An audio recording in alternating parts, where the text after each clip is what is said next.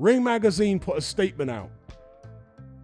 And this was on their X account. As you can see, it says, rumors are circulating in the boxing world. Well, let me not call it a statement. It's a report based on rumors. But this is what Ring Magazine put out on their X account. Rumors are circulating in the boxing world that Queensberry is in financial trouble without a continued business relationship with Sela and TKO. The loss of those relationships has influenced Queensberry's threat to sue Sela and TKO. Rumors indicate that their announcement to the media of legal action was timed before their Wardley versus Dubois press conference, which took place today for an event which is struggling to sell tickets. Queensberry have not been promoting any Riyadh season fights since last November, and there are no plans for the two sides to work together in the future. There has been intensified concern among the stable within Queensberry when it was learned that they were not being used as a promotional entity for Tyson Fury's big UK comeback in April. And this concern has led to a scenario where a number of their fighters are seeking other promoters. Turki Al-Sheikh and Sela were made aware that the rumors of litigation were leaked from Queensberry, and this has created an unrepairable rift due to Queensberry's cordial communications in the open and being volatile behind the scenes. Below this post on X, you've got this. It says, readers added context they thought people might want to know. Company's house show Queensberry Promotions posted a $50 million profit for the tax year up to the end of March 2025. And tickets for Wardley versus Dubois are not yet on general sale. Not yet at the time of post going out. They might be on general sale now, I'm not sure. But at the time of the post going out, they were not yet on general sale. There were, however, pre-sale tickets available. Now, as far as Queensberry posting $15 million profit for the tax year ending March 2025, that's true, but I'm not sure how relevant it is. Because up until March 2025, Queensberry and the Saudis were still on good terms. And Queensberry was still being bankrolled by the Saudis. $50 million profit, when you consider the vast sums that some Queensberry fighters are being paid, isn't that much profit really, is it, in the grand scheme of things? You also have to consider the fact that you can go onto Company's House, which is a government website, UK website, where you can check the accounts of any public company. Obviously, Queensberry's included, Frank Warren's company. You can see exactly how much profit or loss they're making year on year. Up until 2019, in fact, it's not just up until 2019, but I had a look on Company's House at some of the years for Frank Warren's business, Queensberry Promotions, over the past 6-7 years. In 2019, might have been 2018, 2019, Frank Warren's business, Queensberry, made $1 million. $1 million, I think, pounds or dollars. I think it might have been dollars. It would have been obviously filed in pounds, but if you look online, use AI or whatever, it might come up in dollars. But I think it's 1.1 million pounds is what they made. Now, Eddie Hearn at the same time, I think that same year, made something like 17 million for Matchroom. But obviously Matchroom is not just a boxing business. It's snooker, darts, fishing, etc. And those sports actually, at least collectively, make more money for them than boxing. Nevertheless, Matchroom is a much, much, much more profitable company than Queensberry, and it has been for a long time. However, Queensberry, as much as they've been struggling over the years, making, in the grand scheme of things, very modest profits, if any profits at all, because if you go back to, I think, 2015, they made a loss of several million.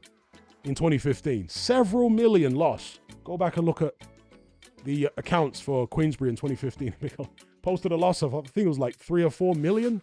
It was a lot. So anyway, Frank Warren's promotional company, Queensberry Promotions, all of a sudden, after linking up with Turki Al-Sheikh, their profits have multiplied many, many, many times over. Right? Don't get that twisted. As soon as Frank Warren hooked up with them, I mean, he was doing a bit better when he had a TNT deal and Obviously, Luke Partridge, Tyson Fury came in and started winning some fights. He was doing a bit better. But you go check the accounts on Company's House for when they first started hooking up with the Saudis. Frank Warren, Queensberry Promotions profits have gone astronomical compared to what they used to be. They're still not on the level of Matchroom. Matchroom's profits are still much higher. You can go check it. Than Queensberry's. I mean, I think Matchroom are doing at least, 30, 40, 50 million profit a year, something like that. Queensberry, 15 million. Okay, but that for them is an enormous increase in profit. And most of it has come, as far as I can tell, from the involvement with the Saudis. And that is reflected in what it shows on screen up until the end of March 2025. Since that time, he's fallen out with the Saudis. So that money is no longer behind him. Because at the end of the day, he's got a big stable of fighters, particularly heavyweights, and heavyweights are expensive. He signed a lot of those heavyweights when he was still on good terms with the Saudis, right? Boxing is always in a state of flux. That's what I want to say. People come in and try and reform the sport, clean it up, dominate it, monopolize it. It's been tried many, many times before. Perhaps not by somebody with the kind of money that the Saudis have got, but it's been tried many, many times before and it hasn't worked. The thing I try to focus on as a boxing fan is to enjoy the good times while they're there.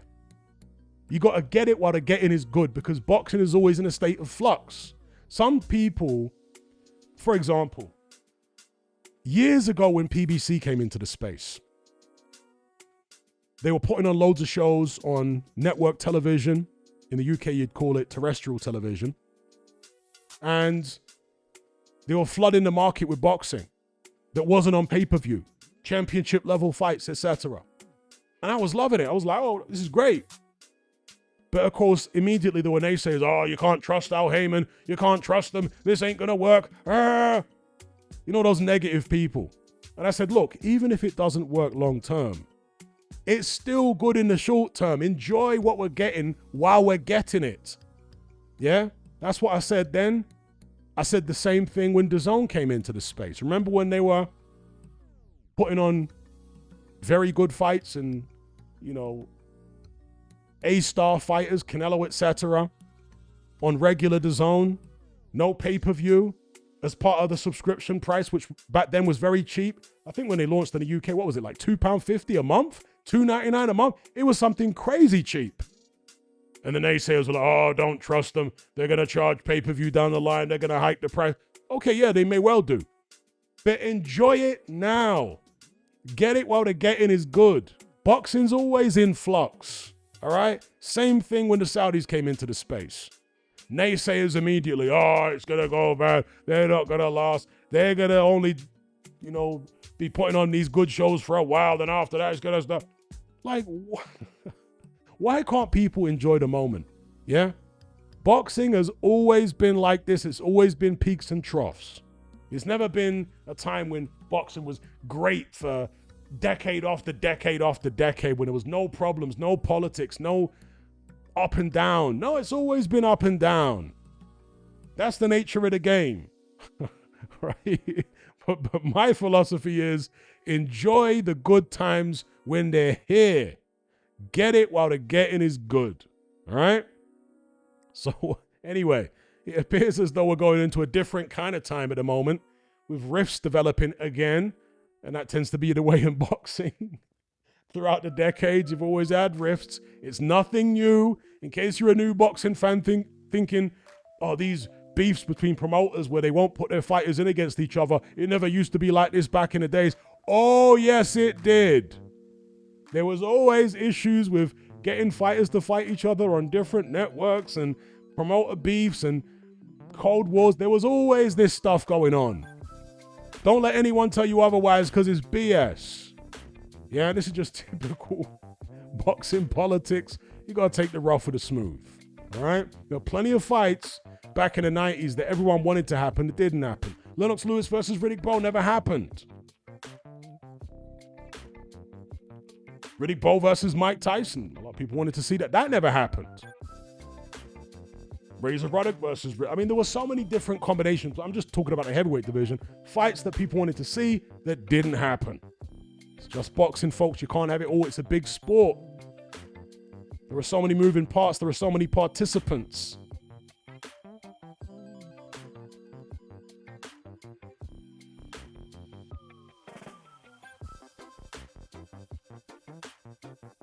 All right, one sec, folks.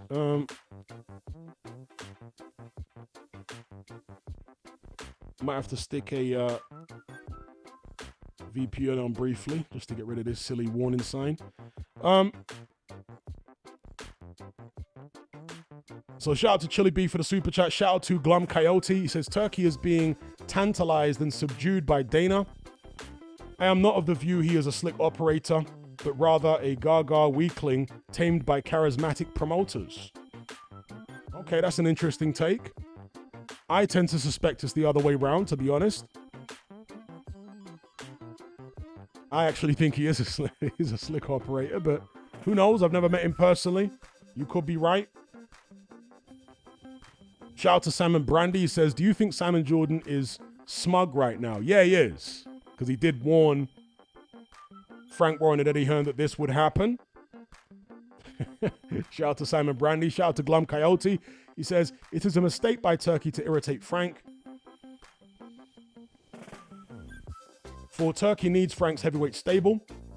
He will get quickly bored by Zuffa and the lack of shine and lavishness entailed by Dana promoting politics. Okay, that's another interesting take. If you have enough money and you're skullduggerous enough, you can basically starve Frank Warren's heavyweight stable out. Maybe that's already going on, I don't know. But as I said earlier on in the stream, because Frank Warren got so much money from the Saudis over the past few years and signed a lot of heavyweights during that period, it's possible that the contracts he has with those heavyweights aren't really fulfillable by him on his end without the Saudi money. That's very possible. Maybe the wrong guarantees in terms of the purses, maybe the wrong guarantees as far as activity. Without the Saudis, can he really pay those purses? Can he really keep those fighters as active? If he can't, you might see those fighters start to sign with Zuffa. So watch this space, but big up Glum Coyote for the super chat. Chainsaw says, has Usyk really signed to Zuffa? Well, there was some rumors going around on social media yesterday. I even saw Dean, aka Dean White, claim that this had happened, but I've seen no proof of it. Just some people on social media claiming it's happened. Big up Joshua Hooker for the super chat. He says, does Turkey know what nemesis means? You might find out. Shout out to Simon Brandy. He says, will Luke Partridge be the first to jump ship to Zuffa? Well, I put a post up the other day. In fact, do I still have it here? I might not have it anymore. I might have deleted it, but let me see if I can get it up here. Frank Warren, and it doesn't matter whether it was Warren himself that created the post on X. It probably wasn't, but instead a member of his team, he obviously signed off on it, right? Well, they know him well enough to know what he would allow to be put out there on his behalf or not. So this was put out on Frank Warren's X account. And as you can see, it says, it is one of the greatest privileges of my career to work with Tyson Fury. Nights like 6 years ago, watching him beat Deontay Wilder to win the WBC Heavyweight World Championship will stay with me forever. I'm incredibly proud of our journey in the sport together. Boxing is better with Tyson in it. I mean, a little odd and a bit random because Frank Warren is not the most sentimental person. He's all business. So for him to come out with something like this publicly, in the wake of Fury not fighting Makhmudov on DAZN, not on a Queensbury show, do you know what I mean? It's almost like a plea from Frank Warren to Tyson Fury. Please don't leave me. Please re-sign with me. Please don't go to Zuffa.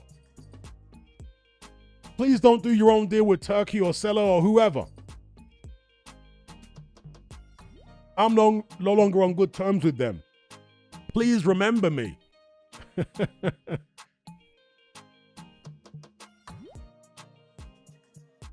That's my takeaway from this. What do you guys think? Shout out to Luca for the super chat. It says Usyk to fight Ruiz in a Jagba, then retire. If he signs with Zuffa Boxing, perhaps. That'd be disappointing. But at the minute, it's just an internet rumor.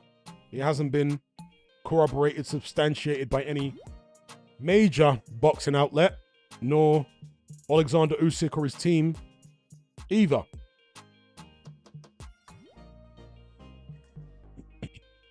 Hoopla says, oh, you're talking Usyk, it's just been announced. Are you sure? Because they said it was announced yesterday and it was just a bunch of people on social media claiming it had happened. And there were some posters flying around, which to me look like AI posters. They didn't look like real, legit Zuffa Boxing, Usyk signs with Zuffa posters. I checked on Zuffa's socials and there was nothing on it about, there was nothing about it on there. So I'm going to double check now.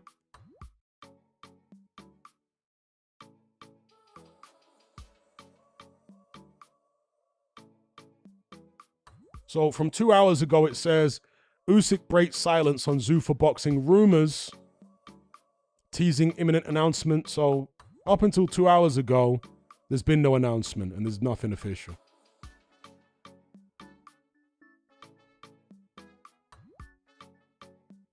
Has it been announced on someone's official social media?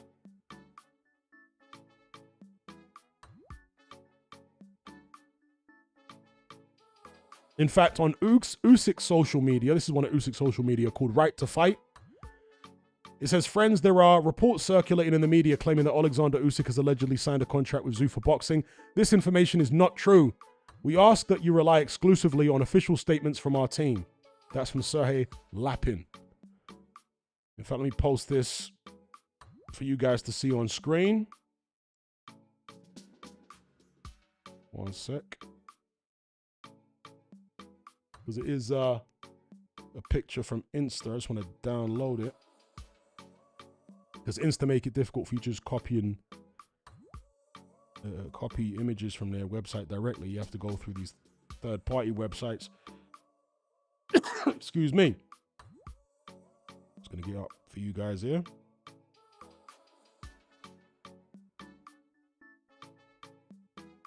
Bam. There you see it on screen. Centered it. Fake news. Okay, that is from the Instagram account of Usyk's, is it a media company, promotional company? I'm not sure how you'd describe it, but he's got a website and all that. It's very well known that it's Usyk's. It's called rightofight.com.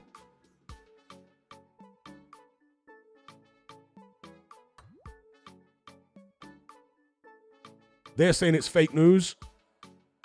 Now, it might be a cheeky one where they're saying it's fake news because we haven't announced it yet, but then the next day they announce that they are doing it.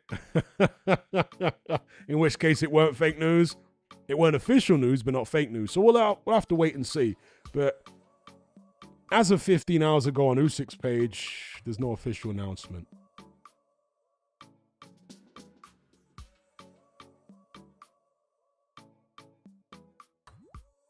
Lucas says a Collie Yoka has been announced. Okay.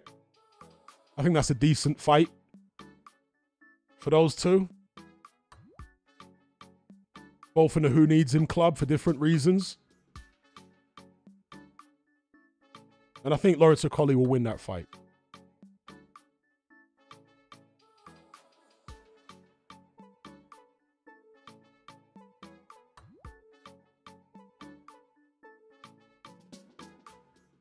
All right, so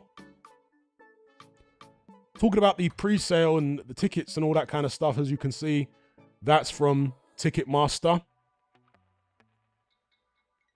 Not long after the post from Ring Magazine went out. the tickets were not on sale. There was pre-sale, but not general sale. So all this stuff about the show between Wardley and Dubois was not selling. How could you say it's not selling when it hasn't gone in general sale yet? Is it based on projected numbers from the pre-sale? I don't know. But I do find it a little curious, by the way, that they've decided to put this fight on in Manchester, when both guys are from the south. Dubois from London. Wardley's from Ipswich. Why do it in Manchester? Surely you could find some kind of venue somewhere. I mean, if not for that weekend, then just switch a weekend before or a weekend after. I do find it a little odd that they would do that up north when they're both from down south. And also odd that Luke Partridge's fight against Arslanbek Makhmudov is down south when he's from up north. Now, he's a very popular fighter. When I say popular, he's also highly criticized and a lot of people don't like him as a Marmite character, but he's got a lot of fans anyway in the UK, all up and down the country. So I do have to say that in the interest of fairness. Shout out to everybody locked in to this live stream, which is a lunchtime live stream for those of you in the UK. Hope you're enjoying it.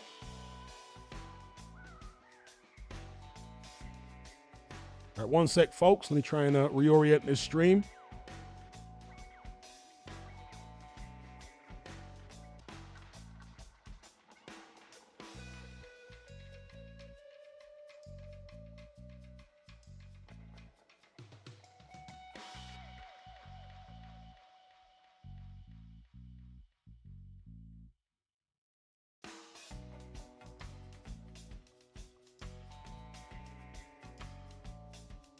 Okay, we're back. There's some little technical issues there. Shout out to everyone locked in. Snoop Bob says Manchester equals God's country. Okay.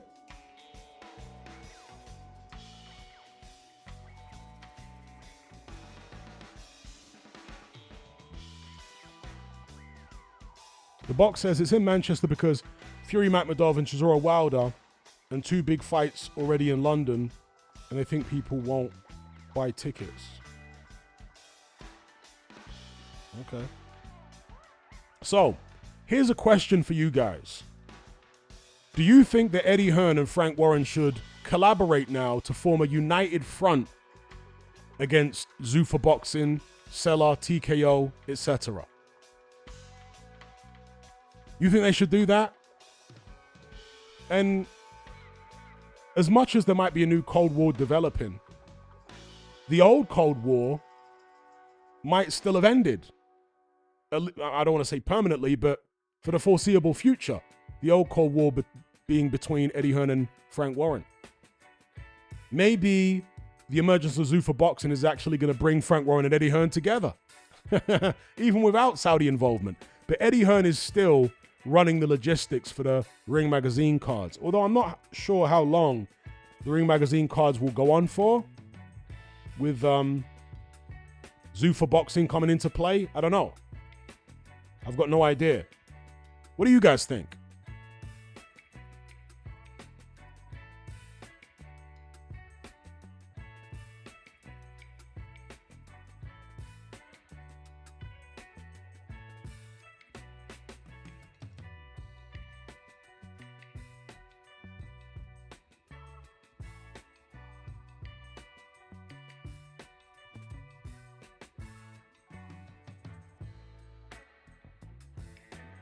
Afro Jam says no. So you don't think they should form a united front, or you don't think they will?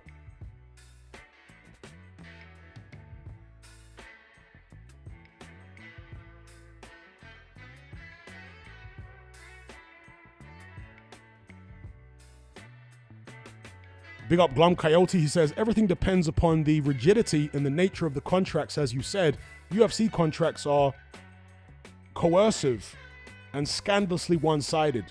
I wonder if Queensberry contracts are such legal jails.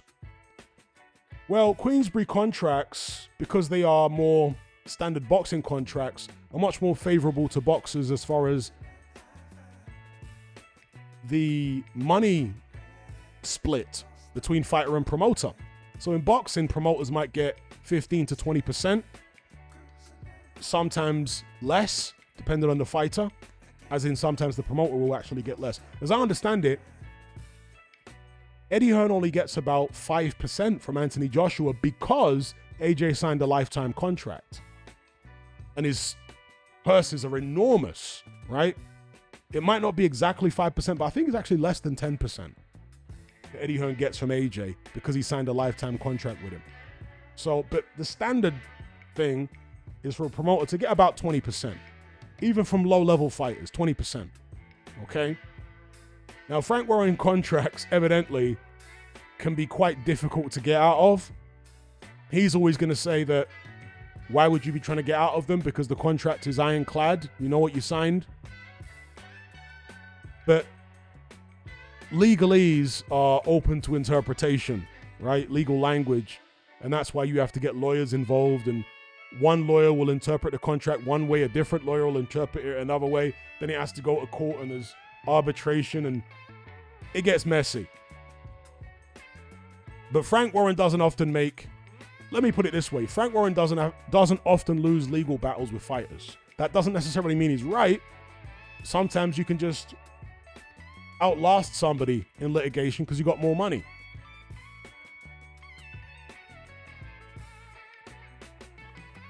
But big up Glum Coyote for the super chat.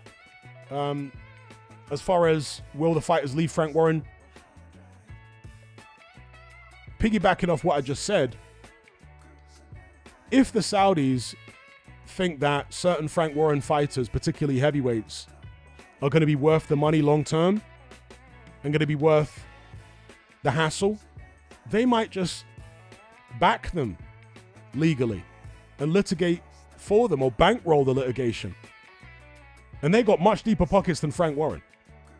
When he was still with the Saudis, he posted $15 million profit. In pounds, that's, I think, 12 million or something. That's what he posted up till March 2025. Without the Saudis, oh, it's going to be way lower than that. So they might be able to just outlast him in litigation and get fighters out of their contracts or just buy them out of their contracts if Frank Warren's willing to do that. You know, there might be certain fighters where the Saudis come along and say, look, Frank, we're going to give you 20 million if you give us this heavyweight. He might do it. 20 million, that's more than his whole year's profit when he was still with the Saudis. So he might just do it. It's all to play for. Big up President Brush. He says, I feel like Hearn doesn't mind being a doormat once he gets his percentage. Frank wants to sit at the big boy table. Hearn isn't cut out for conflict. Yeah, Frank Warren is a very, very prideful person. And that's a double-edged sword because on one hand, your pride can prevent you from being used as a doormat by somebody, obviously. And that can be advantageous, right? So people don't walk all over you and bully you in business. But other times, the clever thing is actually to put your pride away and bite your tongue. Sometimes that's the wise play. Whereas Frank finds that damn near impossible to do. He's going to die on his sword. Eddie Hearn, on the other hand, is a bit more pragmatic. He'll put his ego away. And you can see that in terms of the way that they've run their press conferences and their events over the years. Because Eddie Hearn, I'm not sure if he's tightened it up a little bit now, but he used to allow literally anybody into his press events to ask him any questions, even hostile people. Remember when he launched in America with DAZN? He started putting on loads of shows. Loads of those LDBC guys were turning up to his press conferences and trolling him, asking him all sorts of, crazy questions. And Eddie Hearn was okay with it. I mean, he didn't like it, but he still permitted them to attend his events. Frank Warren wouldn't have a bar of that. Frank Warren wouldn't let you anywhere near his events if you were coming in with that kind of hostility. Okay, so, but Eddie Hearn obviously saw the benefit in allowing anybody into his events because he's just thinking, well, it's more publicity. You know what I mean? It's just more publicity. If I let 200 YouTube channels into my press event. That's, 200 channels on YouTube posting videos showing my event. So Eddie Hearn's willing to swallow his pride for the greater good, long story short. Whereas Frank Warren is not willing to do that. At least not to the same extent that Eddie is. Some people might say holding hands with Turkey was swallowing his pride, but again, there are limits. And Frank Warren, his limits are not as out there as Eddie Hearn's limits. Eddie Hearn's willing to tolerate an awful lot for what he perceives to be the greater good. They got President Brush.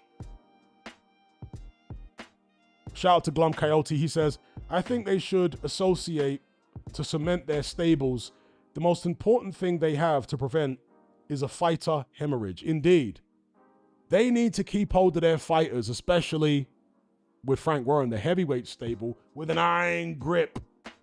He needs to put a ninja grip on those heavyweights. And that's one thing about Frank Warren. He has done deals with people before on a handshake where there's no contract, but the vast majority of his fighters of any value are on contracts. Whereas with Eddie Hearn, a lot of them are not. Conor Benn was not the only one. But now, well, he'll be reevaluating real quick. Should have put people under ironclad contracts. Some of them obviously were on contracts. And he's had some contract disputes with fighters in the past, like Lawrence Okolie. But yeah, they don't want to be hemorrhaging fighters. They need to keep hold of the stable. And if they come together, maybe that's possible. But here's the problem. Eddie Hearn's got a dilemma. Yeah? Eddie Hearn has got a dilemma. Does he continue working with Turkey, putting on the Ring Magazine cards, and potentially allow more of his stable to be taken and the situation to be eroded, whereby Zuffa get a bigger market share? Or does he take a stance now and say, no, I'm going to detach myself from the Saudis at this point and form a united front with Frank Warren? Either way, he's going to make enemies, isn't he? If he sticks with the Saudis, he might make an enemy out of Frank Warren again. And he might shoot himself in the foot. Shoot his business in the foot long term, possibly. If he sticks with Warren, okay. He makes an ally there for now. But can they even collectively really go up against the might of TKO and Sela? Zuffa Boxing? Because it's rumored that Zuffa Boxing are about to do a broadcast deal with Sky in the UK. That's huge. They've already flexed on Hearn and shown they can take one of his prize assets off him.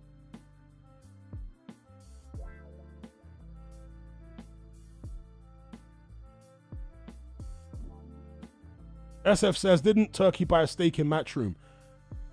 I'm not sure. I don't want to say yes or no because I'm not sure. He has a stake in DAZN, which is something like 10%, but I'm not sure about Matchroom.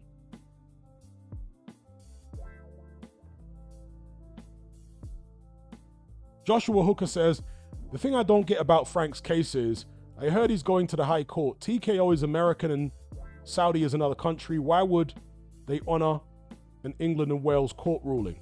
That's a good question.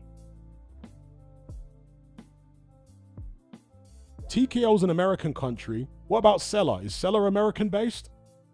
But he's suing TKO as well, isn't he? So even if Sela was UK based, well, he was, but I think Sela's probably Saudi based, but who knows? Maybe it's UK based. I'm not sure. But then why would he be suing TKO as well, which isn't UK based? That is a very good question, actually.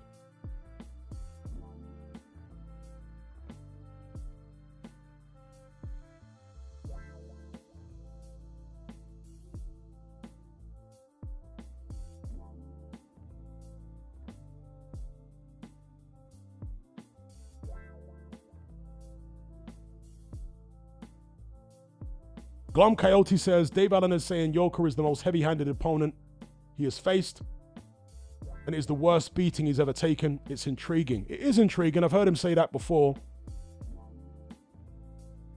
But you know, Yoka went through a period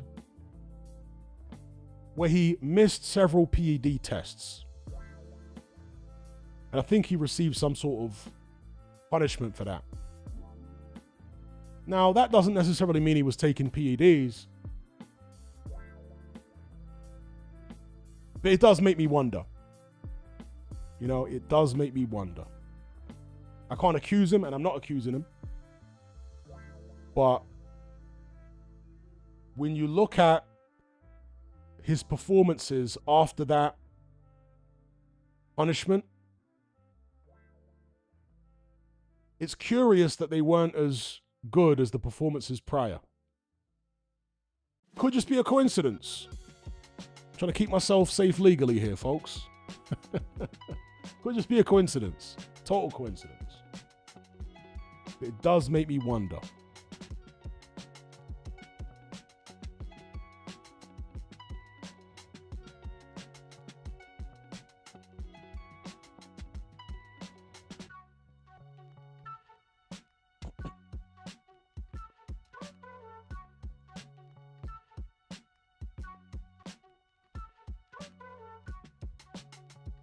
People are saying Sela is the Saudi hospitality company, but is it registered in the UK as a company for business? That's the thing. We know it's owned by the Saudis, but is it registered in the UK? Can you go to Companies House and look up Sela? In fact, let me do it right now.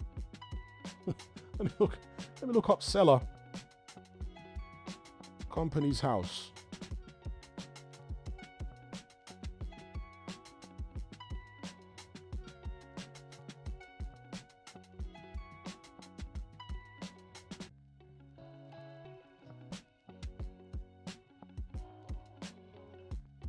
Yes, there is a company there on Companies House called Sela. Let me have a look at the people.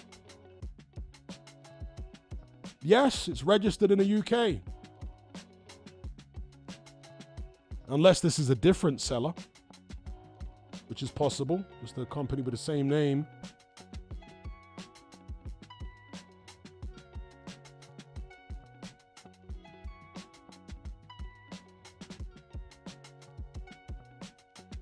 Just checking another listing here on Companies House.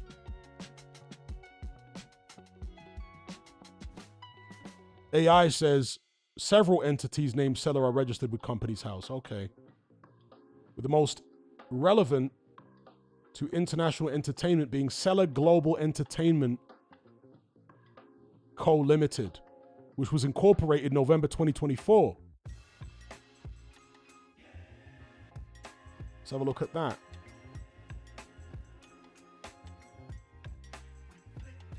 Looking at the people.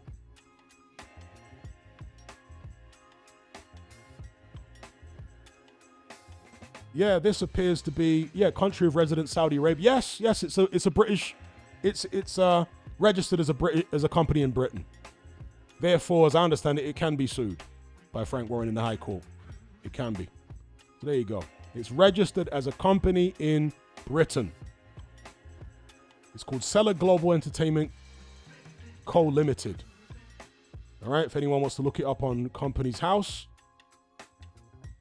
It's got all the people on there, persons with significant control, and one of them, as you would expect, nationality Saudi Arabian. Others are British, Irish, etc. So there you go. That clears that up.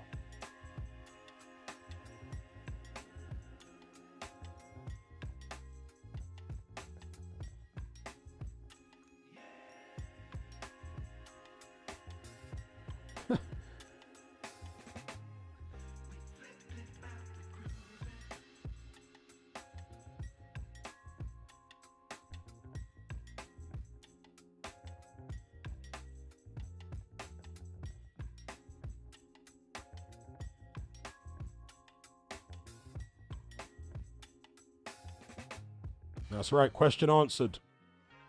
Well, Hearn-Warren going in. Not having it. Anyway. Gonna move on here. This is kind of related to the Saudis anyway, because here we've got a fighter in Opetaia who has just signed to Zuffa Boxing, and he did an interview with a website called rg.org. Okay, you guys can look up the website. The interview's on there. As you can see on screen, it says, in an exclusive interview with RG, the 30-year-old Australian, Opetaia, made one thing clear. Every move he makes from here is about becoming undisputed world boxing champion. And it quotes Opetaia. He said, undisputed, don't take your mind off undisputed. We're chasing unification fights. If we don't get one by the end of the year, I'll be very disappointed. Undisputed. When you think of me, you think, bro, he wants to be undisputed. That's it. I'm not worried about anyone else. I don't chase names.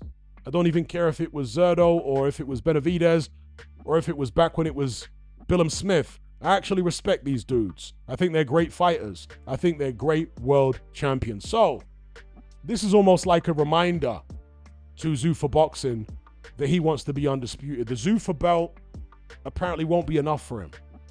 He wants the other belts. And this, of course, goes against Zuffa's,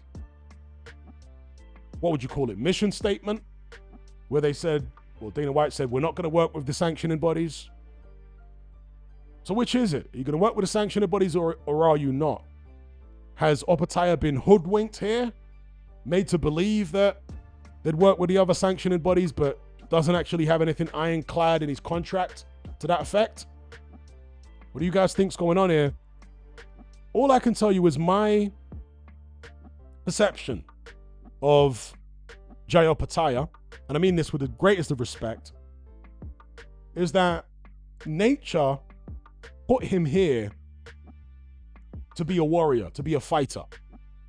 You know the way that in the animal kingdom, you got like insects, bees, for example. And among a bee colony, you got the queen, drones, workers, you know, different categories of bees that were designed for specific roles within the colony, within the hive, however you describe it. Ants have a colony in it, it's beehive, whatever. Well, what if it's the same with human beings? What if some human beings were literally put here by nature to be breeders? Some of them put here to be warriors, you know? Maybe that's their purpose. Maybe nature designed them for that. Sometimes, of course, some people can be designed for several purposes, right? Major purposes. But with Opetaia, again, with the greatest of respect, I don't think he was put here to be a businessman, to be a great businessman. I don't think he was put here to be a great thinker or a great philosopher or somebody with a very high amount of emotional intelligence. I think he was put here to be a warrior. If it was 100 years ago in 1926 or 200 years ago in 1826, I think he would have been in battle with other Pacific Islander tribes or battling the British when they arrived on the front line, leading the charge. I think that's what he would have been doing. I think that's what he was put on earth to do. And so he is totally focused on that to such an extent that he might have blinkers on, where he can't see that he's maybe being hoodwinked by people, possibly. Do you know what I mean? Just a thought. You got Chili Beef. He says Benn versus Prograis. I got Conor Benn winning that. I think Prograis done. He's done. Oh, is that who they're putting Benn in with? Oh, no. Oh, no. Surely not. Surely not. Chili Beef says, Benn on Netflix. Sorry for the caps. Benn versus Prograis. Oh, my God. Oh, dear. Shout out to TG. I want to big up TG. Because I did not think they would give Benn a soft touch when they're paying him $15 million. Clearly, I was wrong. And clearly, TG was right, if that's correct. Oh my God, been announced. That's a terrible fight. Wow, on the Fury card, they're paying him $15 million for that?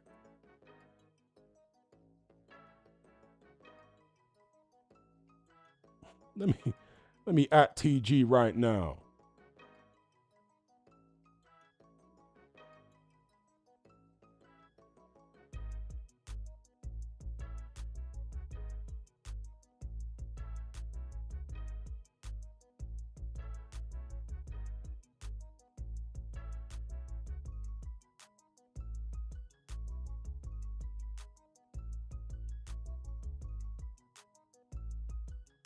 Just had to at TG in the Element group. He was bang on the money. He said, I think they're going to give Ben a soft touch. I was like, what, for 15 mil? Surely not.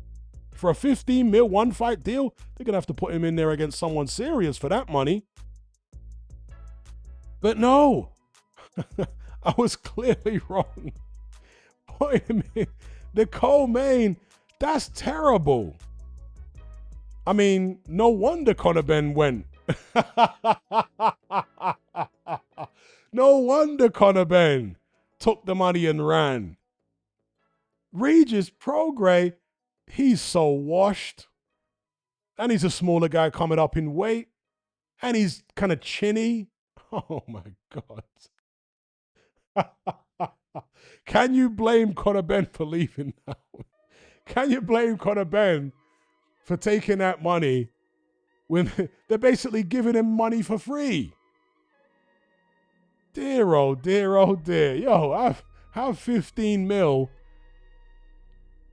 and a soft touch. Incredible. Absolutely incredible. You know, when it rains, it pours in boxing, don't it? We got this crazy story with Bricktop threatening to sue the Saudis that broke yesterday. The Ring magazine claps back at Bricktop.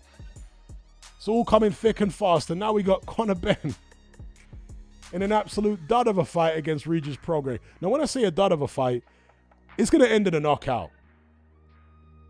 I don't see Regis Prograis lasting the distance, to be honest. Prograis can punch a bit himself, but he looks so vulnerable these days.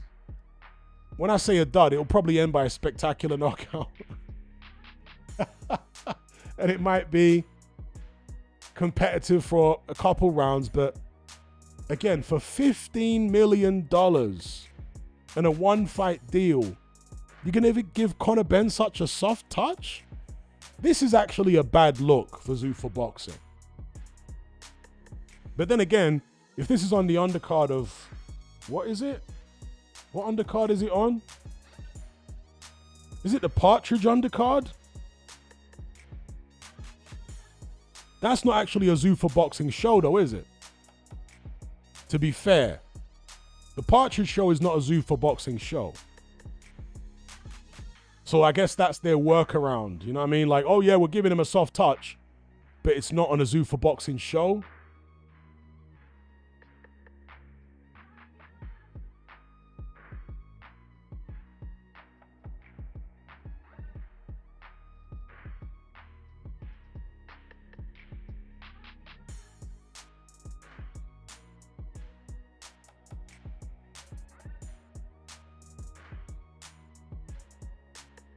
So maybe that's their kind of get out. If someone says, well, hang on, I thought Zuffa was going to be competitive fights. And that fight might be competitive for a couple rounds. But again, you paying a guy that much money, you want to see him in a 50-50 or even in a fight where he's the underdog.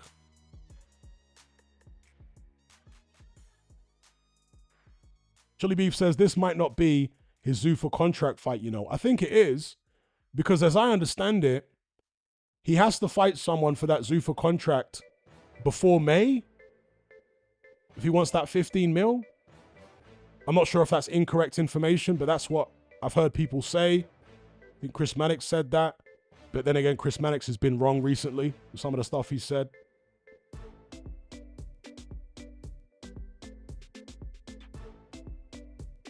Indeed. 4Fox says, Prograis almost got ironed out by a non-puncher in Jojo Diaz. That's right. That's right. Benn versus Prograis. Oh my God. Might as well make Benn versus Algieri too. Benn versus Malignaggi.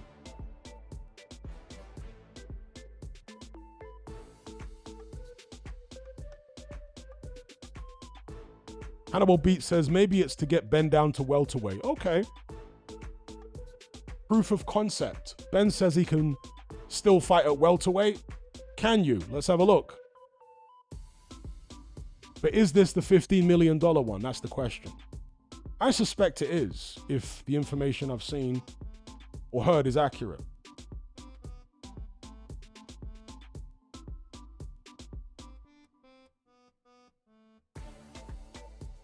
Chili Beef says, hard to believe Zuffa are stupid enough to pay 15 mil for an undercard fight with a bag carrier. And you know, there are some people who think that signing Conor Benn was just a flex. That they never really intended to do anything with him. It's just a flex. Just to show Eddie Hearn, this is what we can do. Because think about this. 15 mil to the Saudis is like me or you buying a penny sweet. Not even a bag of Doritos. It's not even that. For the Saudis, 15 mil, I'm trying to think what I can equate it to.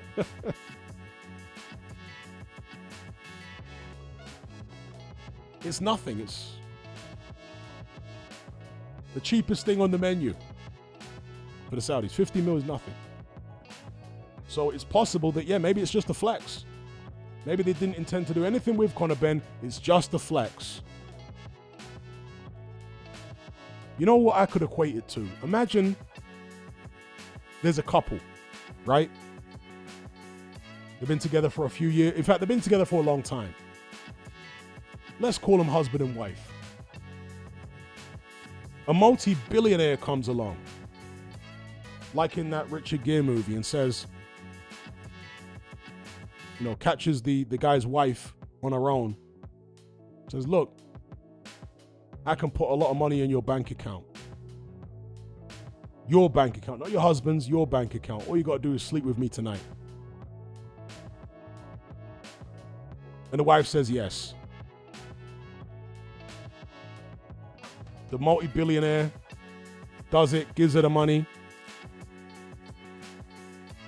and then goes off about his business. He doesn't even intend to see her again. Now the wife has just cheated on the husband, but she got a load of money in the bank. It's messed up their relationship. Her life's going to be all right, but the relationship is messed up. The guy just wanted to flex. The guy didn't even want to be with her long term. He just wanted to flex, see if I got the money. Means nothing to me. I'm in town. I like this particular woman. I want to smash. So, yeah. Just break her off some money. Let's go do the thing. It is what it is. It's just a flex.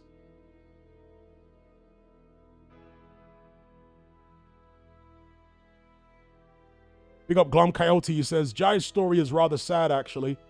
He is alone in his... God, I've never seen that word before.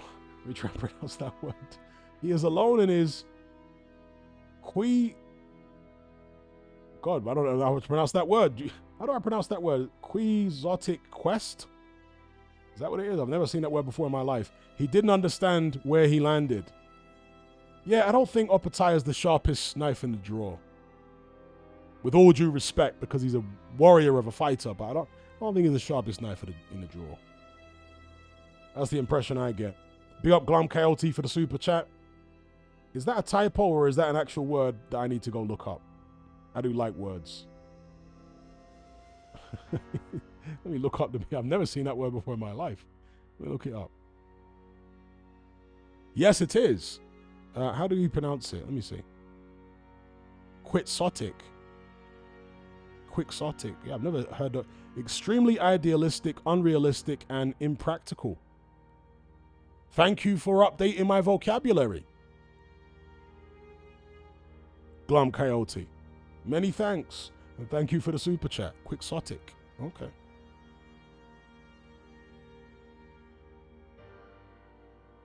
Shout out to AJ for the super chat. He says, signing Ben also takes the judgment off other boxers joining. If Ben can leave Eddie after what he did for him, anyone can. Yeah. Monkey see, monkey do, innit? Indecent Proposal, that's the one, Ocean Blue. That's the Richard Gere film. Indecent Proposal. Yeah, maybe Zuffa just made Conor Benn an indecent proposal.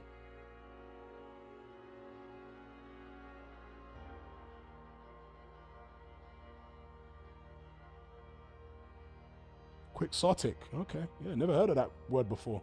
Never even read it.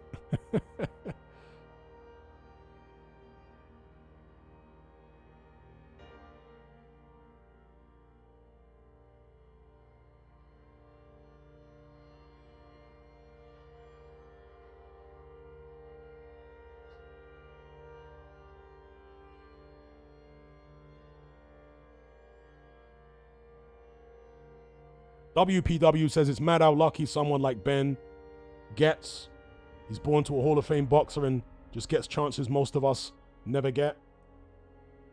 And I don't hate on him getting his chances.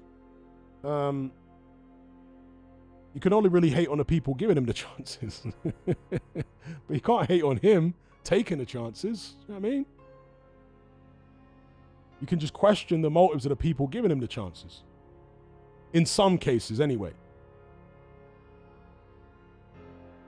Oh, it was Robert Redford, not Richard Gere. Okay. Look at me. It's getting my... when did that movie come out? In the 90s? 80s or 90s movies mixed up? Or at least cast movies mixed up. Robert Redford, not Richard Gere. Thank you. What happened to Robert Redford? Is he still alive? Didn't he do like The Horse Whisperer or something? Was that a Robert Redford movie? The Horse Whisperer? Or am I misremembering again? Elliot says Ben versus Prograis. Yep. In fact, let's get some visuals up on screen reflecting this Ben versus Prograis debacle.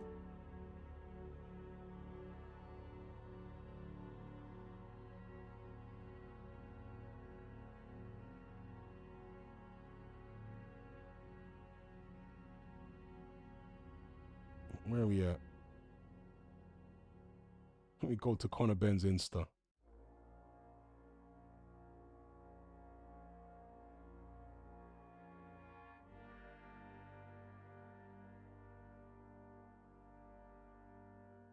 There he is.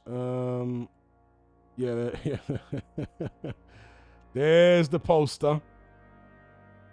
Let me just download this and get it up on screen for you guys. Dear, oh dear, oh dear.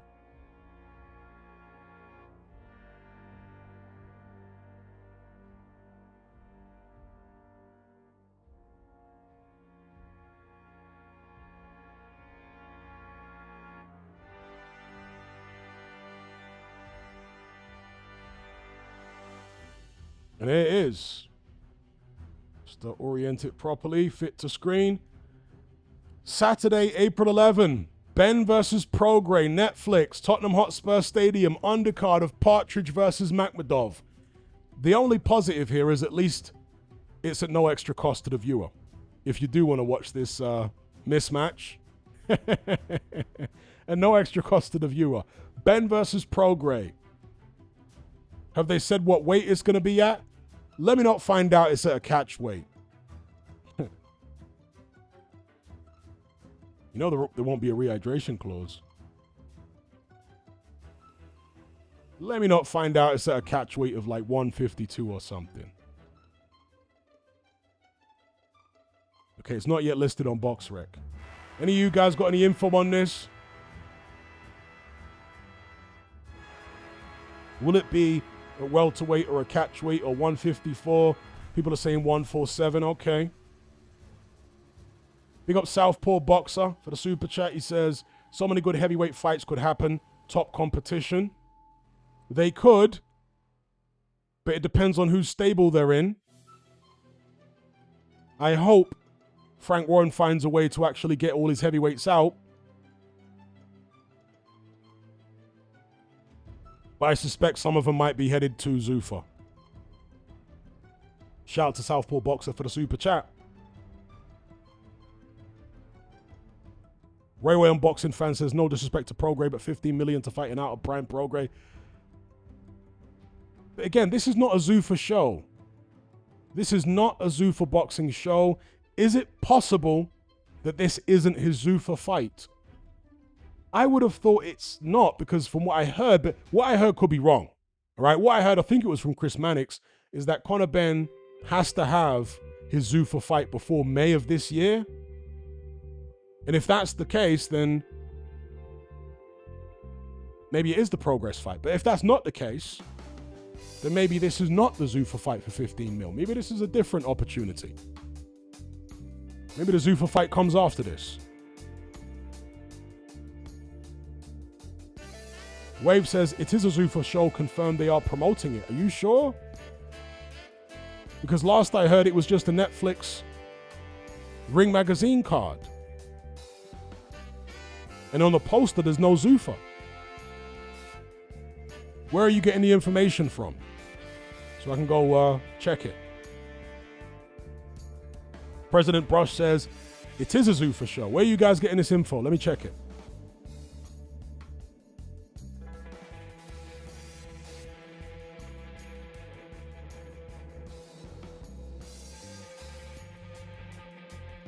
WPW says, will Ring Zuffa owned by Saudi, so it's all the same stuff? No, it's not the same, because Zuffa have a limited number of weight classes. They have a particular format that they go by, right? All of the production and everything is all like Zuffa branded, Zuffa everywhere. Ring Magazine cards, up to this point, are still like traditional boxing with all the weight classes included and so on and so forth. So it's not the same just because it's the same people that own it.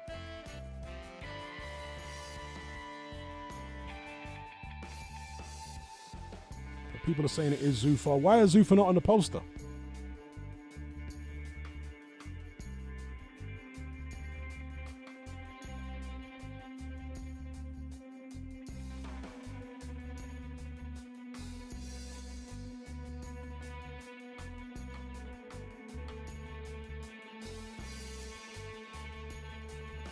Ben Shapiro?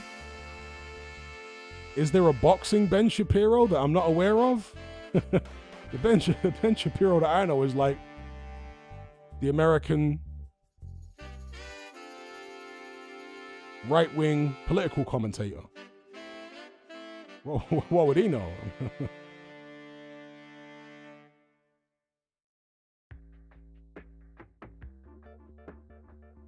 there's a Ben Shapiro I don't know of.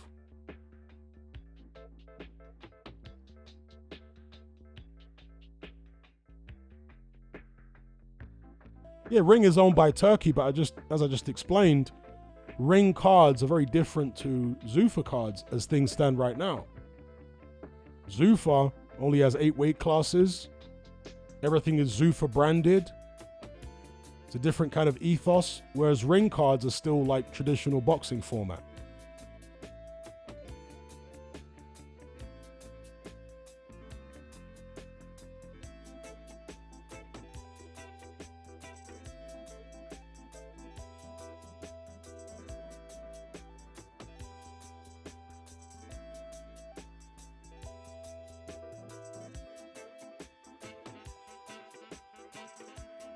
Everyone's saying it's Zuffa, but I'm just curious as to why it's not on the posters and stuff.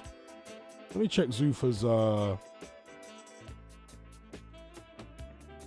because bear in mind, Turkey basically owns Zuffa too, or at least a stake in it.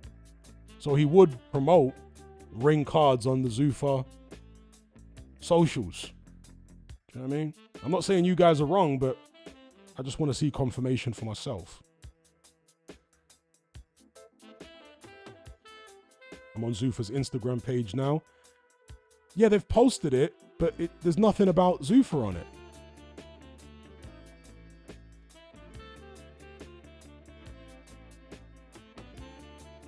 There's nothing about Zuffa on the poster. There's nothing about Zuffa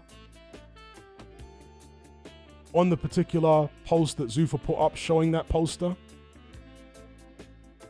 So I don't know. Is it really a Zuffa card? Are you guys sure?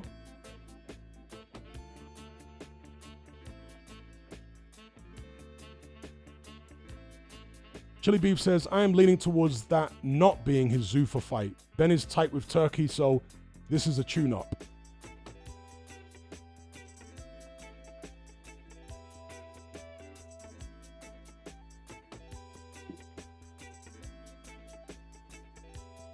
Oh, Mark Shapiro. Okay. I was going to say Ben. I was like, Ben Shapiro? Since when did he become a boxing insider? I was confused by the Ben Shapiro. So I was like, is there another Ben Shapiro that I don't know about in boxing? What's Ben Shapiro? Wave says, check everything boxing. Everything boxing is not the be-all and end-all reliable boxing source, my guy. You know, if you want to find out whether something's legit, you want to go to the actual Zuffa Boxing, Ring Magazine, you know what I mean? These random, Twitter accounts that do boxing news, I mean, they're often not reliable, so. Wave says last night it was confirmed. Okay, he keeps repeating it. Okay. Mark Shapiro, has confirmed that TKO Zuffa Boxing and Saudi Arabia's Sela will be the promoters for Fury Makhmudov. Okay.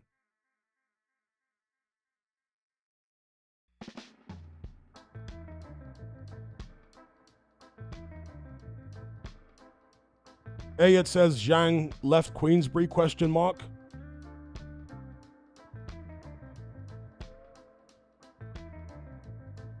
And again, it's kind of curious that Zuffa are not on the posters. Maybe Zuffa are going to help with the logistics, but it's not going to be like a Zuffa branded card. Is that what it? I don't know. Surely they'd be on the posters and everything.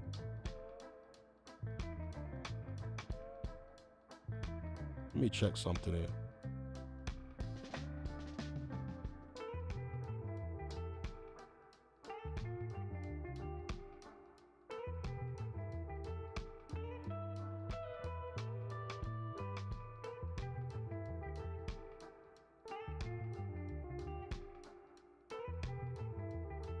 So I'm looking on Boxing Social. This is from today. Boxing Social is a more reputable boxing outlet. They say Zuffa to promote Fury Makhmudov as White's war with traditional boxing promoters escalates. Okay.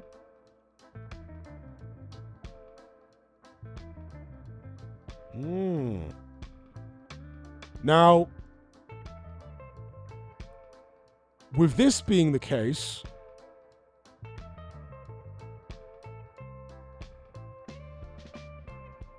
reading the Boxing Social article here.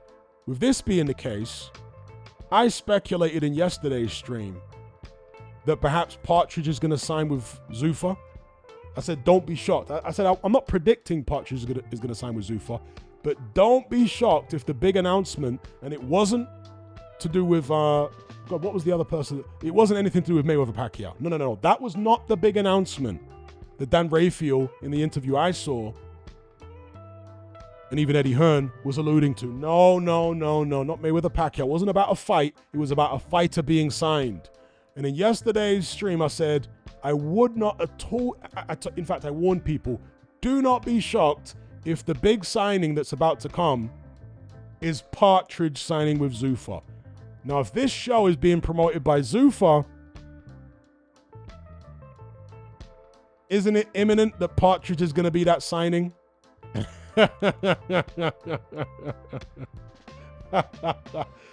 Yo, and it puts this in context, doesn't it? Indeed, Waved. Zuffa paying Conor Benn 15 mil to fight Prograis it isn't just ridiculous, it's beyond ridiculous. Prograis is so washed. A smaller guy, chinny. Like, come on, man. That's crazy. Linkage says, no way Ben sells out Spurs Stadium versus Prograis. He's on the undercard of the Fury Makhmudov fight. So he doesn't have to sell it out himself. It's Fury's top of the bill against Makhmudov. Excuse me. Afro Jam says, wouldn't that mean Zuffa has already abandoned its 80-20 split? Kind of difficult to say with this one, because Netflix is not a pay-per-view platform, right? This is not going to be on pay-per-view. It's part of the subscription cost. You see, when you do a pay-per-view, the revenue comes in and then it gets divided 80-20 in UFC, 80% to UFC, 20% to the fighters. But with Netflix, there's no pay-per-view. So how does the money coming in work, and how does it all... I'm not sure how that works. Because according to Simon Jordan's calculations, with the Jake Paul-Mike Tyson fight, he calculated somehow as far as the average spend that Netflix gets from a subscriber and multiplied that by the number of subscribers that Netflix gained in the run-up to the Mike Tyson-Jake Paul fight. And he calculated that Netflix made several billion, basically, from that fight with the extra subscribers, if you calculate the average subscriber spend. That they made several billion from that fight, but they paid Jake Paul and Mike Tyson, what, 100 million between them? So it's incredibly good business for Netflix, isn't it? if they're doing stuff like that, incredibly good business for them. Vengeance says Netflix will pay a fee for the fight. Yeah, it's probably that. Netflix are paying a fee for the fight. Almost certainly that, a rights fee.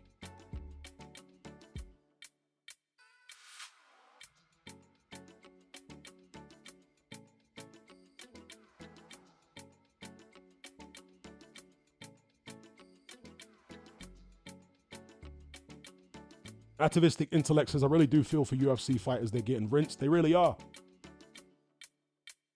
Jake Jones says, Hatman, is your opinion changing towards Turkey? No. Because I never really saw Turkey as the savior of boxing. I never really saw him as, you know, a selfless individual coming in to make things better. As I described earlier on, I just get it while the getting is good. It's like when PBC came into boxing. People were predicting that PBC would end up being bad. And I said at the time, well, even if they end up being bad, enjoy the good stuff they're putting out now. Same thing with DAZN. People were saying DAZN are going to end up doing pay-per-views and they're going to turn bad and they're going to raise their prices and be exploitative. And I said, okay, that may happen, but enjoy the good while it's here. And I had the same attitude towards the Saudis, Turkey since the beginning.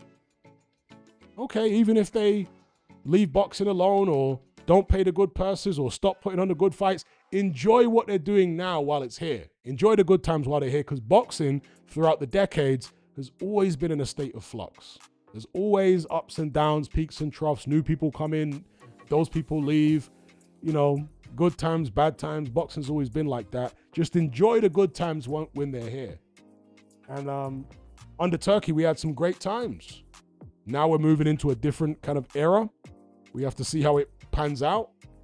But certainly under the Riyadh season, Ring Magazine era for the past, whatever it is, 2 years, great times. I enjoyed them. Will we be moving into slightly less great times? We'll see. But that's boxing, folks. It's always highs and lows, ups and downs. But what I do like is more fights being on Netflix. You know, since it's a Zuffa boxing show, it could have been on Paramount. That's not good for me. I don't want to pay for a Paramount subscription. But since I've already got Netflix, perfect.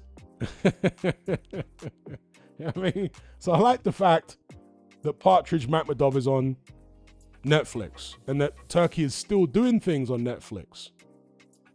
So although we might have some reservations about the Zuffa boxing direction that he's going, I like the fact he's involving Netflix a lot more.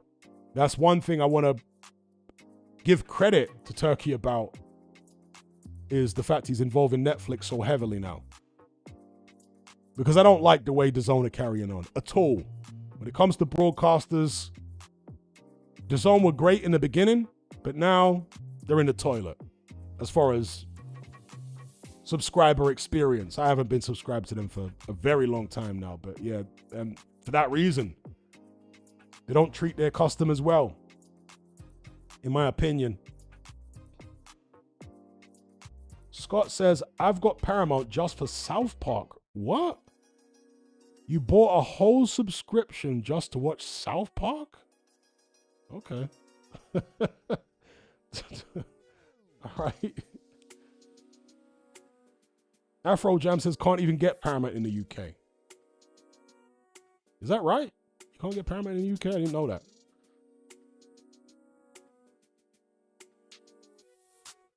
But either way, this is Netflix, so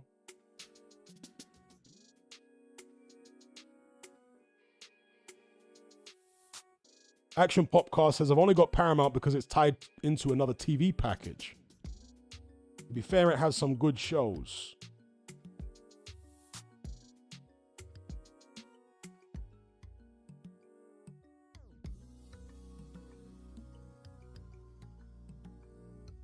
Jimmy says, soon Turkey's going to be on every channel.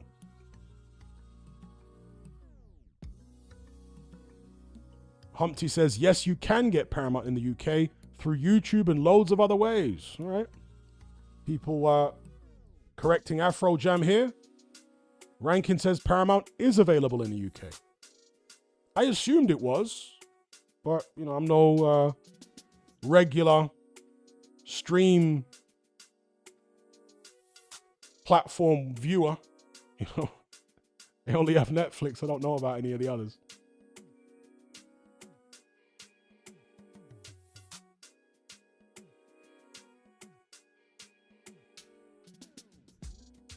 Sports fan says, if we are honest, boxing fans also like the soap opera outside the ring. We are entertained by it also. Well, maybe hardcore boxing fans, and certainly content creators like me, because it helps me make content and it gets views, right? But for the wider boxing public, I don't think they like this stuff at all. I think they're perplexed by it, frustrated by it, you know? And we're frustrated by it to some extent, but sometimes it can be entertaining when you see promoters and the different boxing entities going at each other, the different characters.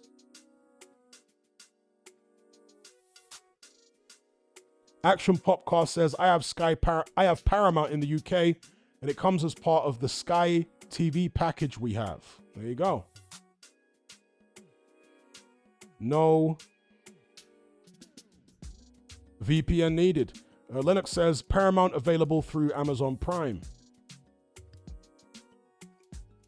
Yeah, because whenever I put my PS5 on, I'm sure I've seen like Paramount logo somewhere there on the media section. I'm sure I've seen it somewhere. That's why I assumed, you know, and the reason I'm saying this is my PS5, obviously I bought that in the UK. I don't live in the UK now, but it still has the same apps on there and everything.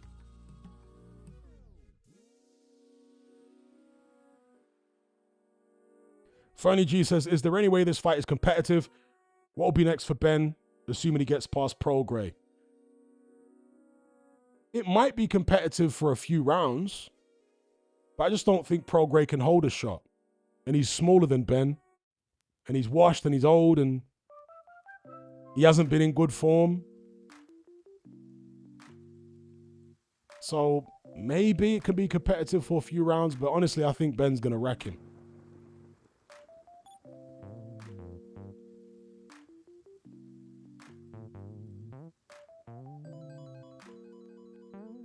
Hulk Mode says, Hatman, what's your opinion on Turkey's September card? Well, I think it was supposed to be a big up Michael Schiller. I think it was supposed to be AJ versus Luke Partridge. But after AJ's crash,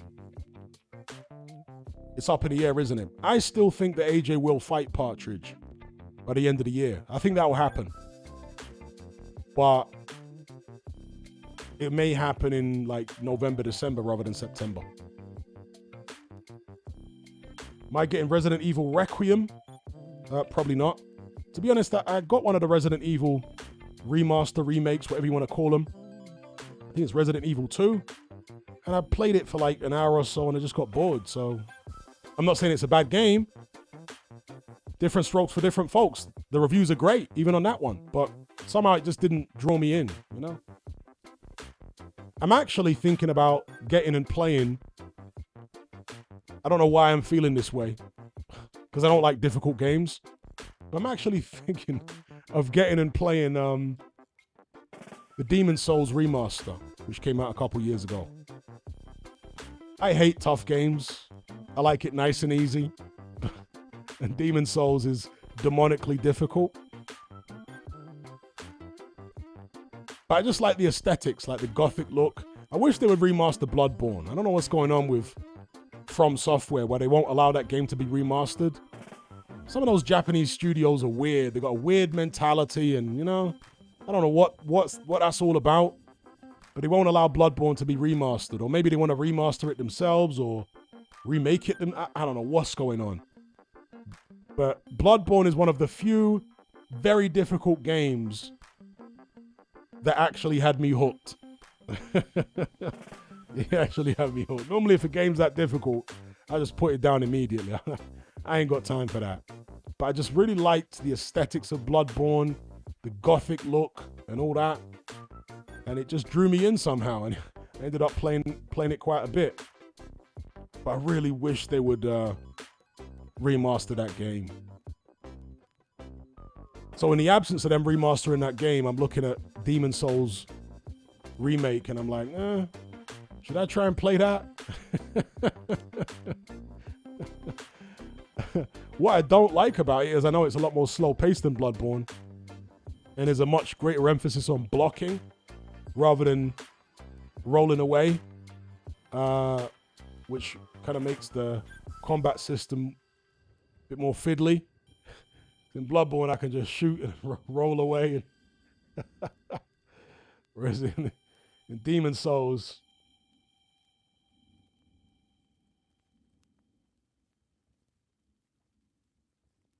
Simon Brandy says, the Souls games are very rewarding. Stick to it, Hatman. Back in the days, all games were difficult. Now they're novelty. Yeah, but when you were a kid, you got all the time in the world.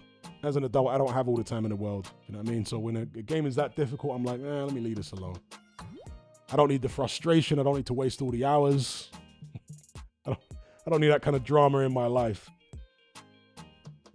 Elden Ring, yeah, but isn't Elden Ring even more difficult than Demon's Souls? I've heard the boss battles in Elden Ring are more difficult than the boss battles in Demon's Souls. I've heard that Demon's Souls is difficult because there's like a very limited checkpoint system. Whereas Elden Ring has got a much more like modern checkpoint system. But apparently the Elden Ring bosses are way more difficult than Demon's Souls bosses.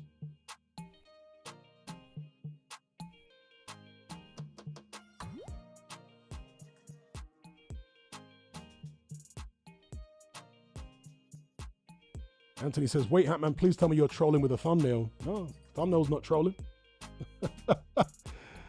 I guess you mean the thumbnail on screen right now, Benn versus Prograis. No, that's official. I'll be on the undercard of Fury versus Makhmudov. Crazy, right? They're paying Conor Benn $15 million to fight a washed up, blown up 140-pounder in Regis Prograis. How old is Prograis now? 40? This is crazy. Zuffa Boxing are already going against what they claim they'd be about, which is competitive matchups all the way through. I mean, this might be competitive for a round or two. But really, this is horrible. Especially for 15 mil. If you were paying Conor Benn 1 or 2 mil, and it was a 3 or 4 or 5 fight deal, okay. I might be able to accept Regis Prograis as his first foray into Zuffa Boxing, the Zuffa Boxing world. But on a 1-fight deal, 15 mil, and you give us Benn versus Prograis, I don't know what that's all about, bro. Let's see if any of the journalists can actually ask Dana White the pertinent questions. You sign Conor Benn for 15 mil and you put him in a dud of a fight. Or at least not a 50-50 fight, you know? Even if there's some fireworks early on, because Prograis can punch a bit and he's a prideful guy. And he used to be a world champion in a lower weight class. This is not even remotely close to a 50-50, is it?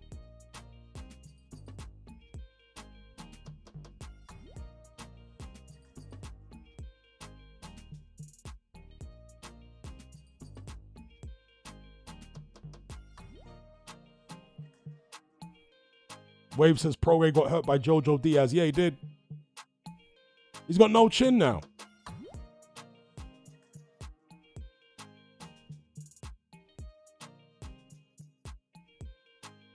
And like I say, no wonder Conor Benn turned his back on Eddie Hearn when this is the kind of fight he was getting for the 15 mil. He's got a gimme for 15 mil. This is like similar to the Chris Algieri fight. I mean, Algieri couldn't punch, Prograis can punch, but you know what I mean? It's not much of a step up from the Chris Algieri fight he had years ago. A washed up old champion from a lighter weight class. How much do you reckon he got for the Algieri fight? A couple of $100,000? He's taking a similar fight here, slightly more dangerous. 15 mil. Madness. Glum Coyote says, do you think it's such a mismatch? I do. I do. I think Prograis is completely washed.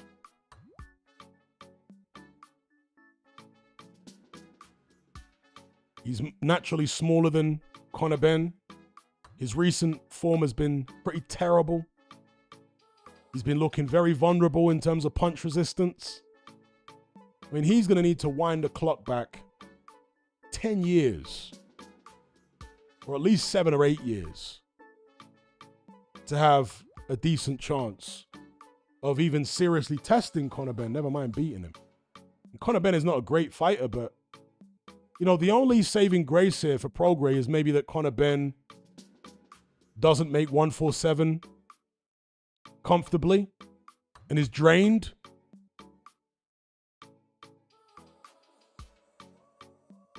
Yeah, Prograis better hope that Conor Benn is drained.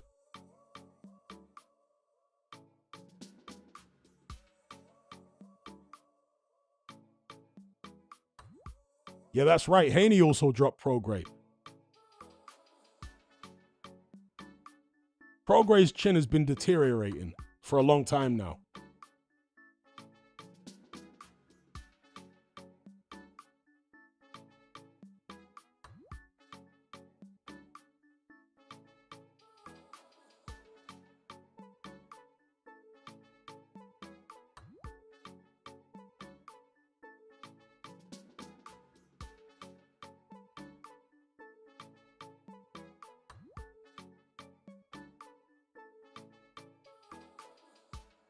Glum Coyote says it's weird. It's as if Zuffa Boxing are trying to build Benn. You know, maybe it's in the run-up to them doing a deal with Sky Sports in the UK and he's going to be the face of Zuffa Boxing in the UK on Sky Sports. Maybe that's what this is all about.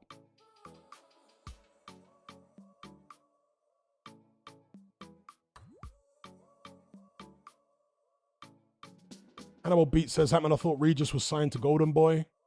I haven't been keeping up with who Regis is signed to be fair, but whether he's signed to Golden Boy or not, he's fighting Conor Benn.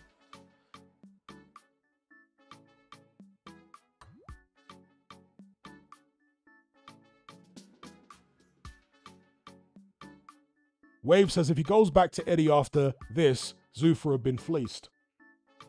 I can't say they've been fleeced because it's a one-fight deal. You know? A fighter can do anything after a one-fight deal, so I don't see how you could interpret it as them being fleeced.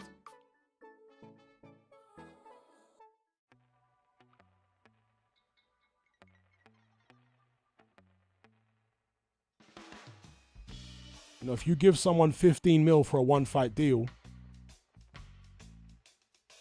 and you just automatically expect them to stay with you after that one fight, more fool you.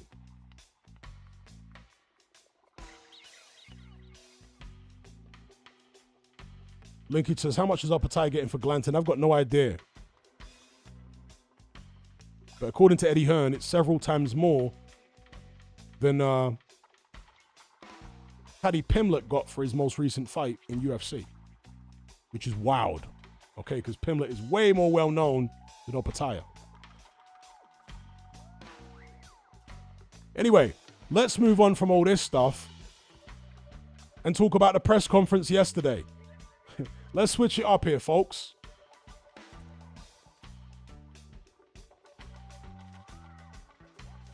What do you guys make of yesterday's press conference between Fabio Wardley and Daniel Dubois? Like somebody else said earlier on in the chat, the star of this press conference was really Michael Ofo, who's the manager of Fabio Wardley. He and Daniel Dubois' advisor, or is it actually his manager, Sam Jones, were kind of going back and forth. It was quite funny. Michael Ofo, I've been saying this for a while now, is low-key one of the funniest people in British boxing. I don't know whether he intends to be funny, whether it's deadpan humor or it's unintentional. Either way, I find him hilarious, okay? Because he always comes up in the press conferences and he starts taking swipes. He starts going for the jugular.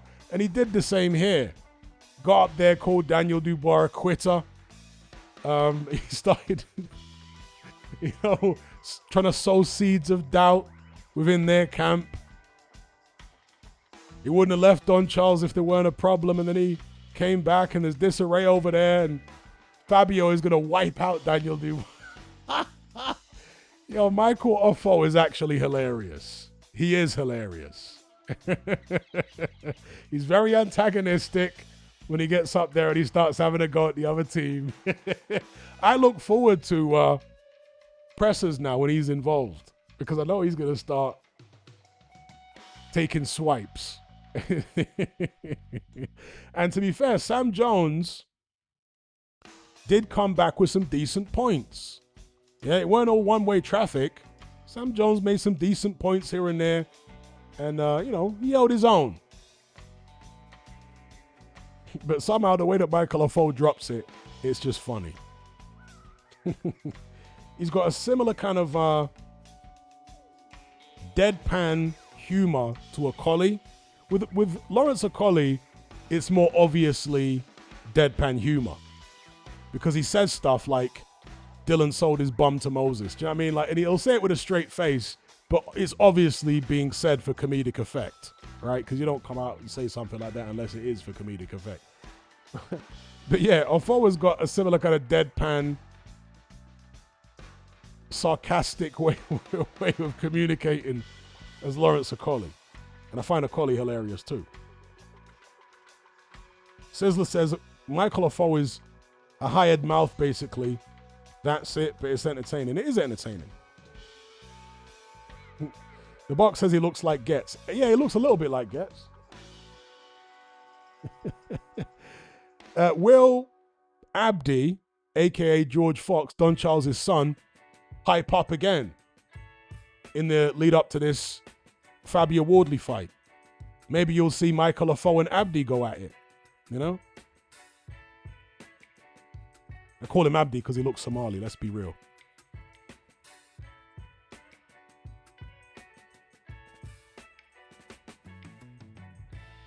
Officially, George Fox is half Nigerian, half white British. But I have never seen a white British person look so Somali before. Have you? I've never seen that. I mean, I guess it's possible, but it's so random.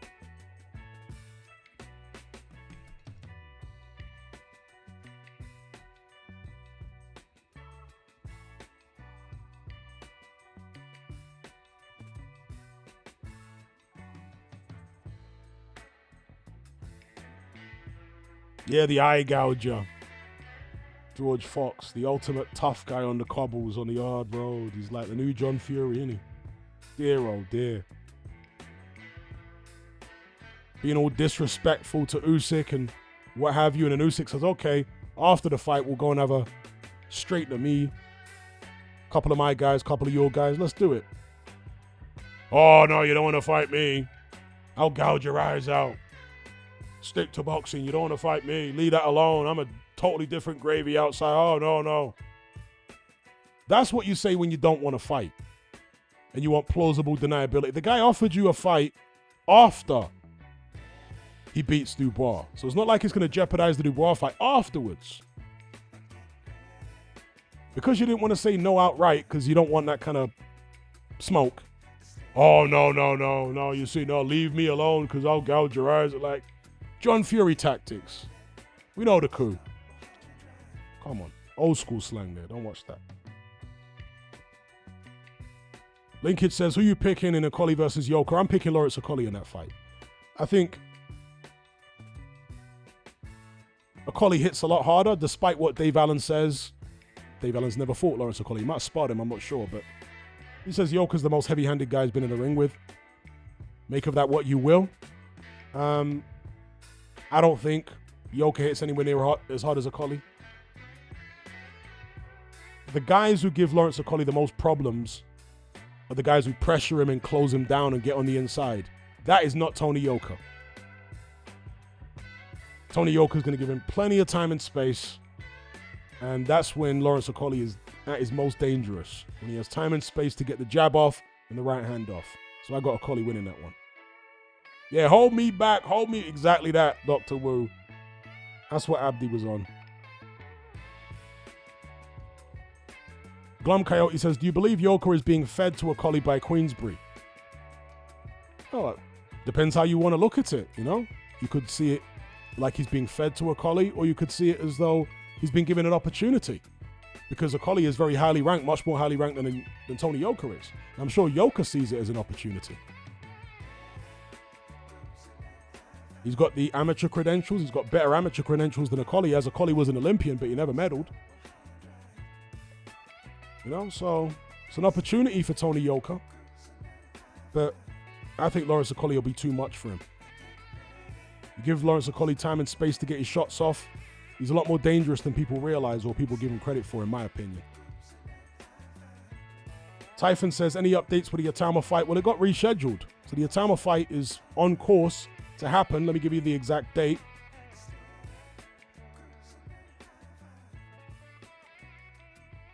Just checking the box rec. It was rescheduled several weeks ago.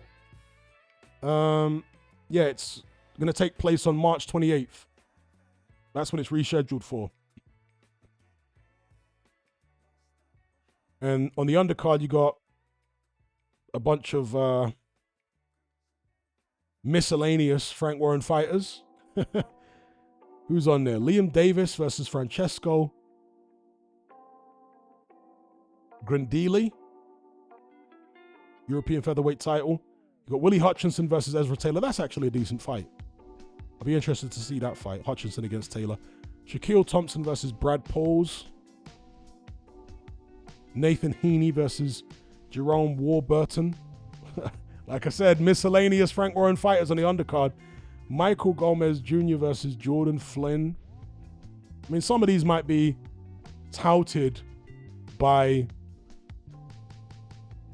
some people as great trade fights. Generally speaking, when Frank-Warren says something's a great trade fight, it means it's a fight between two generic British level or area level fighters who are evenly matched, but, you know, area level, British level. That's what he generally means by great trade fight. For me, a great trade fight is a fight between, evenly matched guys, but it could even be a world level fight. You know what I mean? Between two top 10 guys who are just not very well known. Great trade fight. When Frank-Warren says it, is generally these miscellaneous guys. Oh, it's a great trade. Is it? Says who? Anyway, who else is on there? Nelson Birchall versus Ryan Griffiths. Alex Murphy versus Josh Holmes. John Carrigan versus Danny Costello. And is that Prince Nassim's son? Adam Hamid. Adam Hamid against Kezi Radnum. Yeah, miscellaneous.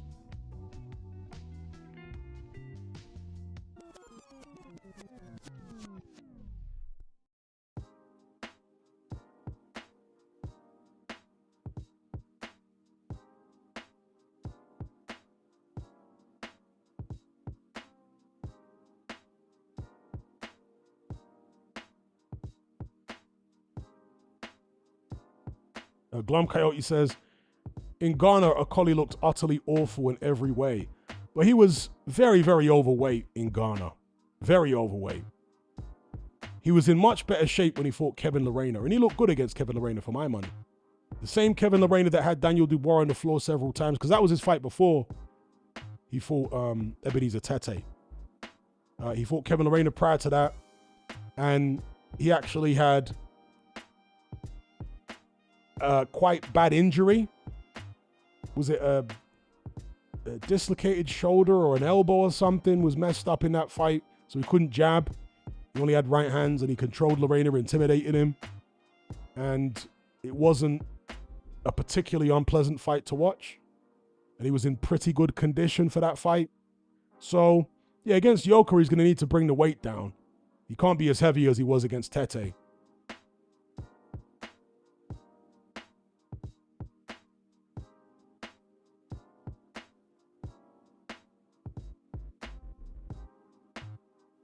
And Lawrence Akoli, for those of you who don't know, and he's spoken about this many times, he was a fat kid. Boxing is what got him to lose weight. But now that he's moved up to heavyweight, it's like he's reverted back to type of being a fat kid again. So that's kind of the double-edged sword of heavyweight, you know? Now he can eat what he wants. He's tired of all the diets. He can go back to loosening the belt.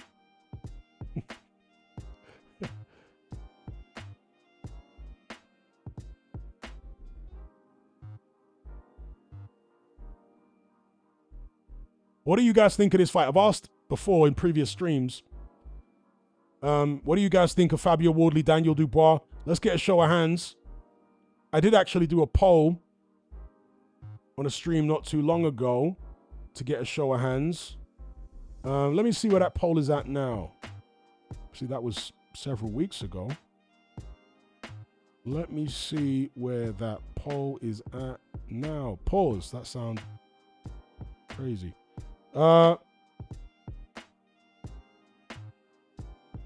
Okay, 12 days ago. Wardley Dubois, what happens? So on the poll on my hosts tab, my YouTube channel page, 57% are picking Wardley by KO, 38% Dubois by KO, 2% Wardley on points, 3% Dubois on points. All right. I think that Dubois is going to be absolutely lethal in the early going. And if Wardley loses, there's a good chance he's going to lose early, just like Sam Jones is saying. Now, look, both guys have got power. I'm sure both guys have got the power to knock each other out at any time if they land right. But because of Dubois' jab, his quick feet, his early aggression, Wardley tends to be a bit more circumspect in the early going. Yeah, he knocked out Fraser Clark early, but he downloaded the data from the first fight. Wardley tends to have a little bit of a look in the first round or two, whereas Dubois is just straight on you. So I think Dubois is going to be absolutely lethal in the first few rounds, and Wardley's really going to need to take care of himself. I think the likelihood is if Wardley does win, it's going to be in the second half of the fight once again. But it's a fascinating one. My head is telling me pick Daniel Dubois. He's technically so much better. Wardley's never faced a puncher like this before. He can only go to the well so many times. He can only pull that big shot out to save him from defeat so many times. My head is telling me to pick Dubois, but Experience is telling me, nah, don't make that mistake again. Don't make that mistake again. You picked against Fabio too many times to be doing it here. And that's why it's so intriguing.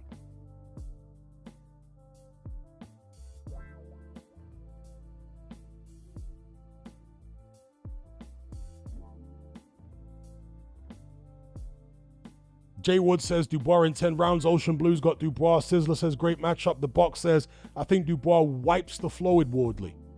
Fernie G says could be fight of the year. Afro Gem says Dubois loves a mash up, crash up war. Yeah, he does. That's the thing. That is the thing. When Dubois has been beaten, it hasn't been in a slugfest. Dubois has been beaten in fights where he gets frozen out on the end of a jab or just neutralized as far as his offense. When you neutralize his offense and you start pecking away at him, he crumbles mentally. That's what happened against Joyce. That wasn't a slugfest. Joyce stuck him on the end of a jab, moved around, and just frustrated him. The Usyk fights were similar. Particularly the first fight, Usyk was on the front foot, but just picking Dubois apart gradually. Wasn't really beating him up, just outboxing him, keeping that mental pressure on. And eventually he cracked because Dubois wasn't able to land enough of his own shots to keep him in the fight mentally. In the second Usyk fight, he tried to go at him, and it backfired. But he had to try. I don't blame Dubois for trying to go at Usyk in the set. He had to try something different because what he tried in the first fight didn't work. So why not gamble and go for broke in the early going? Get the knockout or get knocked out trying. I don't blame him. At the end of the day, Usyk's just a better fighter. It don't matter what tactics Dubois went with. Evidently, he was going to lose.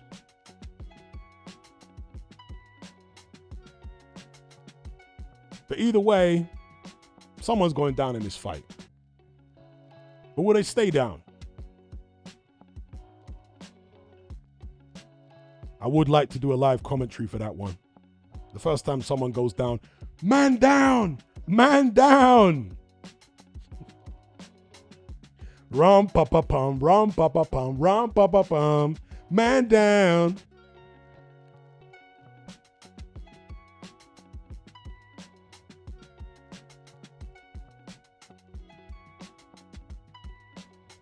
The Box says Dubois in 4.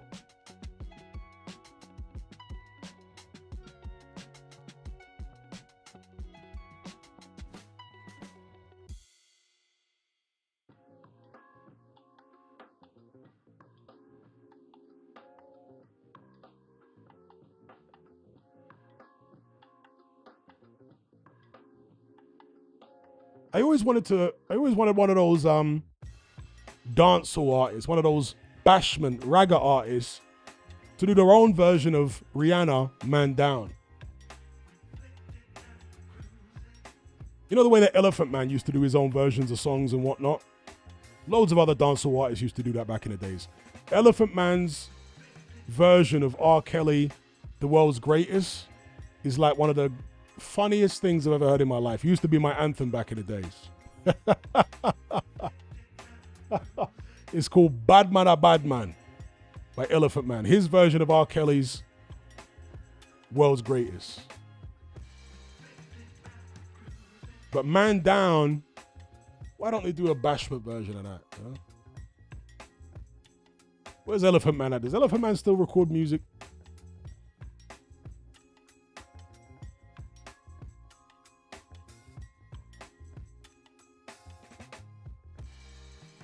The lyrics could be something like, Mama,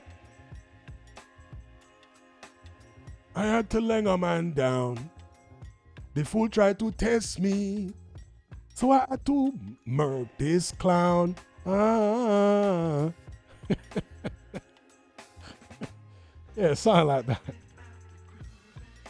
Fool tried to test me, so I had to murk this clown. Ah. Ah.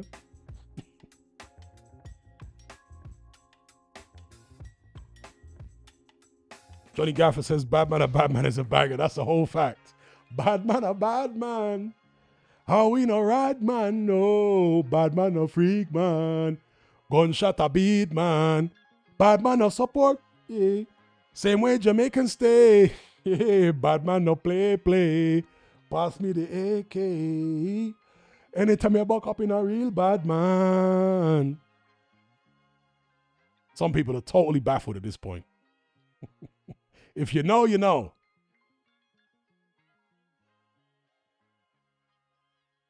My gun tall up to the sky. So go. I gotta watch the algorithm here. Sure you can take it? Afro Jam says, yeah, he still makes songs. He must be in obscurity at this point because I don't hear nothing about Ellie.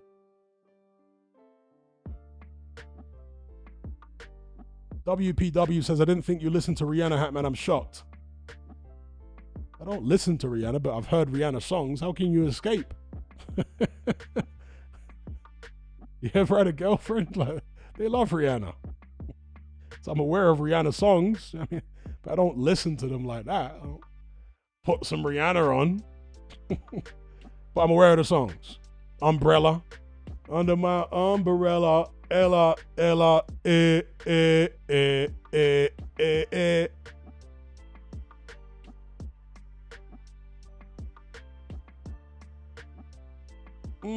Ocean Blue says, or an Elephant Man cover of Billie Jean? That'd be bizarre.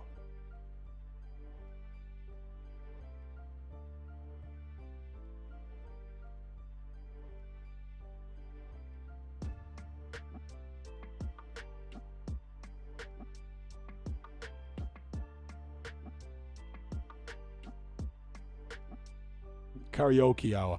I actually don't listen to music in the car. Very rarely. And when I do listen to music in the car, it's usually 80s stuff. I like listen to stuff from the 80s. 70s a little bit, but mostly 80s.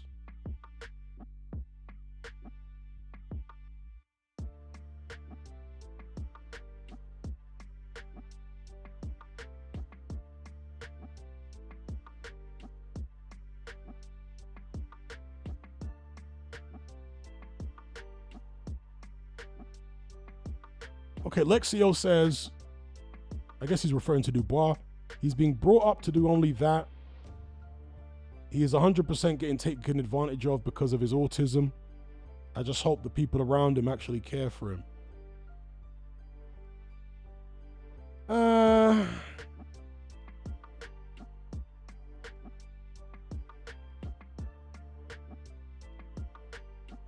mean,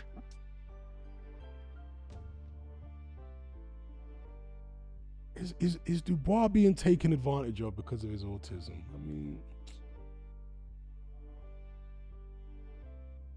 if his dad didn't push him into boxing, he'd just be an ordinary autistic guy doing what? Stacking shelves somewhere? So has he been taken advantage of, or has he been empowered? You know? It's like these people who say it's terrible that these little people, dwarves, get typecasted. In fact, no, never mind that. Hasbullah. You guys know Hasbullah? A little midget from Russia. Social media TikTok star. Remember when he first came out, there were loads of people in the comments, oh, this is terrible, they're exploiting him and this, that, and the other. Exploiting him? He's from like Dagestan. What do you think he'd be doing if he didn't have a social media following? You think he'd be making money? You think he'd have a nice life? Are they exploiting him or are they actually empowering him? Okay, the content is, you know, one of the funniest Hasbullah videos is when they tied these balloons to him full of helium and he started floating up. I was like, whoa, okay, it's you know, it's near the knuckle, but Hasbullah's getting the bag. So is he better off not being quote unquote exploited and being some broke guy in Dagestan? Or is he better off doing what he's doing now? How would your life be if you were a 3-foot midget? You know what I mean? In Dagestan. You think it's a good life?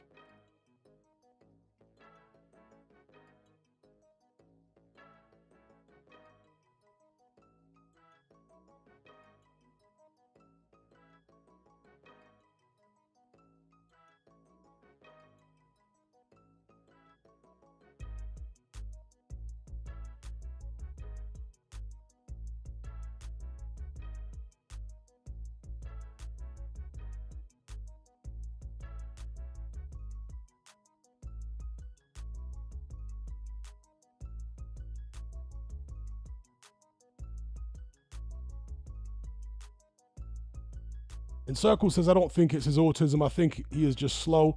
I'm autistic and not all autistic people are slow.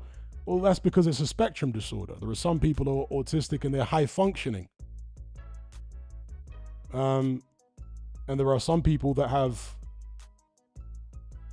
are somewhere else in the autistic spectrum who literally can barely do anything by themselves. They have to have 24-hour care. Hence, it's a spectrum disorder, right? Depends where you are in the spectrum. Many autistic people do come across like Dubois, you know? On that particular part of the spectrum, they come across like that. You know, he's not, and I'd be amazed if he's not autistic. He doesn't appear to be a high-functioning autist. You know what I mean? He doesn't appear to be high-functioning. Shout out to MRA for the super chat. He says, is Bud the most naturally intuitive boxer ever? I can't say that he is. You know what I mean? There's been thousands or hundreds of thousands or millions of boxers. It's like, I can't say that he's the most naturally intuitive boxer ever. You know, I stay away from making broad brush statements that span right the way across the whole boxing history like that. But he's certainly one of the most intuitive boxers that I've seen in my lifetime. That's what I can say.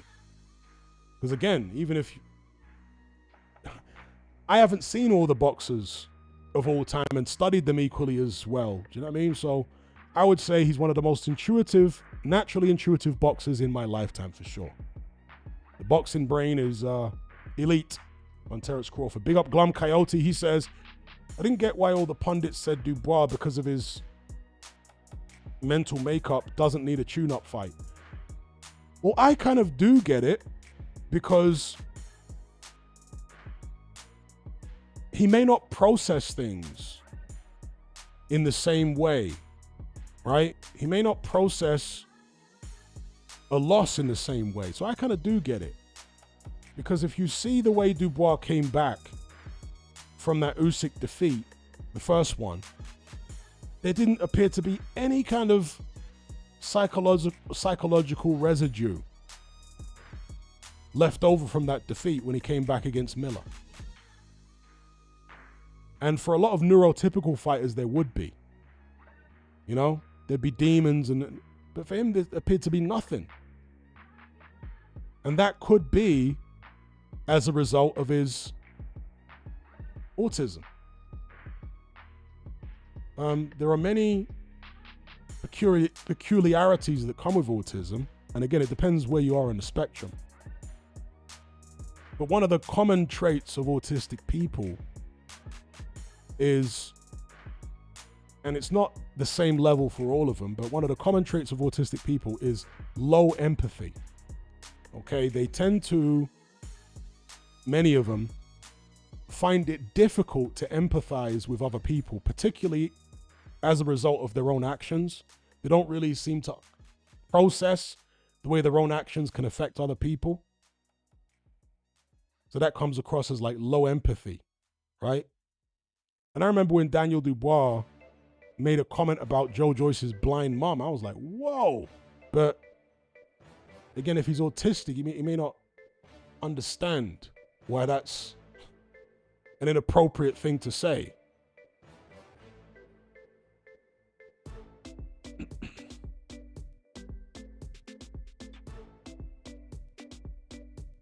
But anyway, I'm kind of going in a different direction there. Yeah, he just may not process. You know, let me try and take you through the psychology of a fighter losing. You have an ego. You think of yourself in a particular way.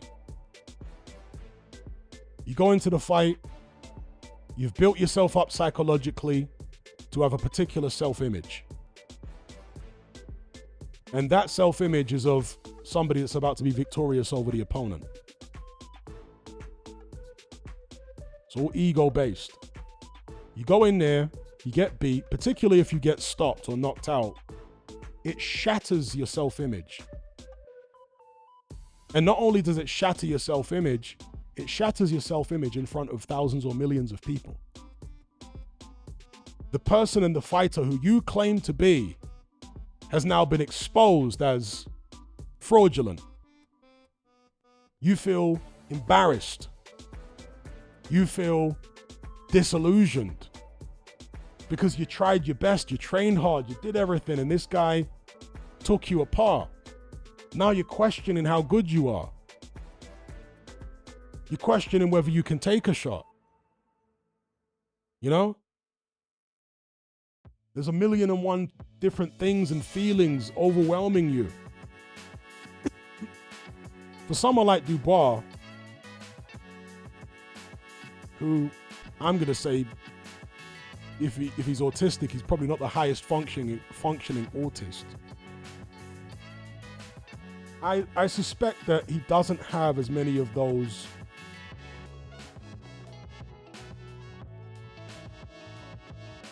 overwhelming feelings in his mind. Like the impression I get with Dubois, right, first and foremost, is that the crowd never bothers him.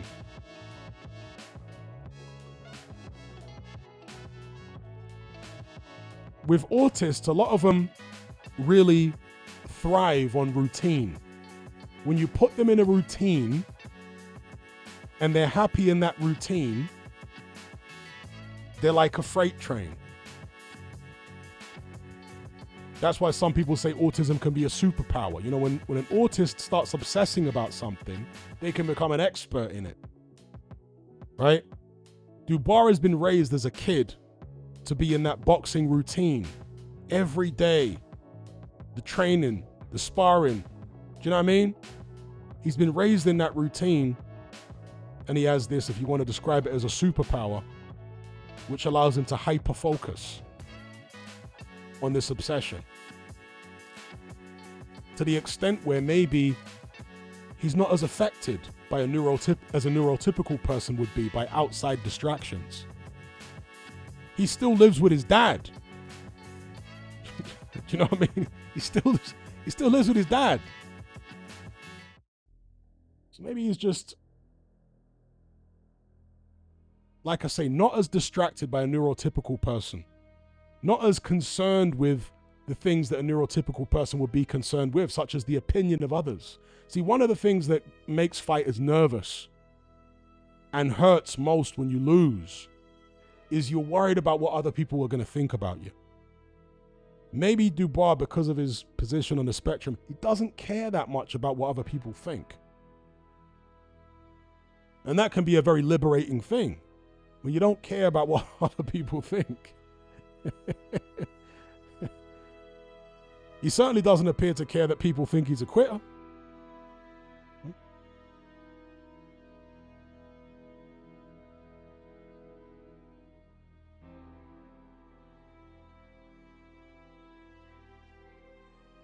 Big up Glum Coyote, he says, so Triple D has a unique form of mental fortitude. I suspect, yeah, it's something like that. I think it's just wired differently to a neurotypical person, and that has its advantages and disadvantages. Yeah, I think so.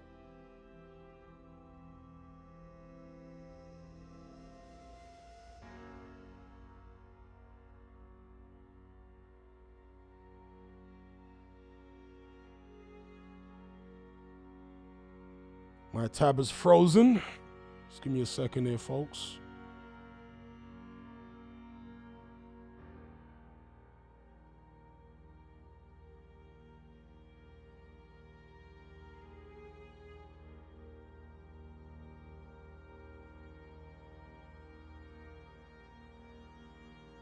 shout to MRA. He says, why Loma not reach top 15 status despite top 5 skill of all time? Again, these are really subjective things. Did Loma have top 5 skill of all time? I mean, that's a really subjective view, you know? I don't personally like all-time pound-for-pound lists because it's too abstract. There's too many variables. How do you compare a welterweight to a heavyweight all-time? Like, how do you do it? Because the welterweight is only fighting guys his own size. A heavyweight might be fighting guys way smaller than him at heavyweight or guys way bigger than him at heavyweight. So if he's used to fighting guys way bigger than him, does he get more credit than the welterweight?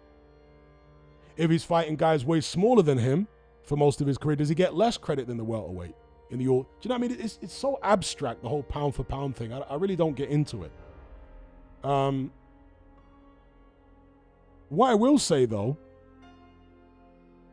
is Lomachenko has been overshadowed by his countryman and former stablemate Alexander Usyk.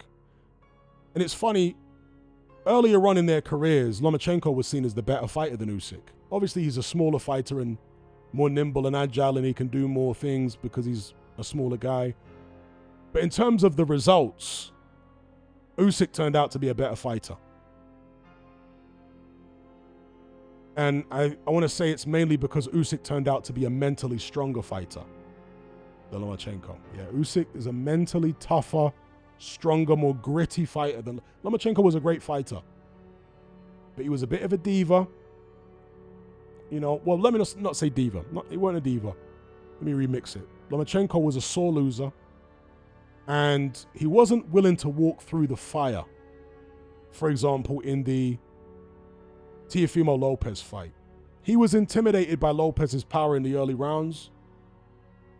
That's why he didn't start applying pressure until the late rounds, because that's when Lopez's power started to decline. You know? If that had been Usyk in there, he wouldn't have been stuck on the outside against some big puncher for 6-7 rounds. He wouldn't have done that. He would have risked it all and got in there one way or another and got his shots off. So Lomachenko actually got overshadowed a bit in the end by Usyk.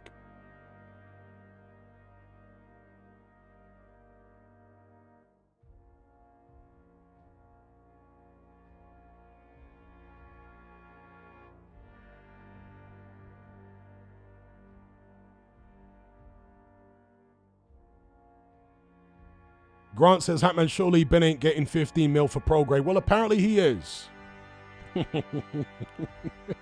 Because, as Wave said earlier on in the stream, the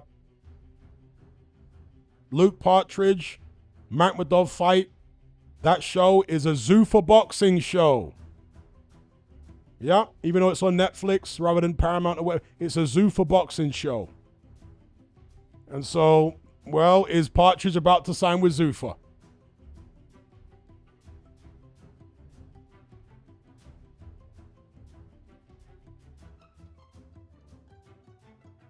And if it's a Zuffa boxing show,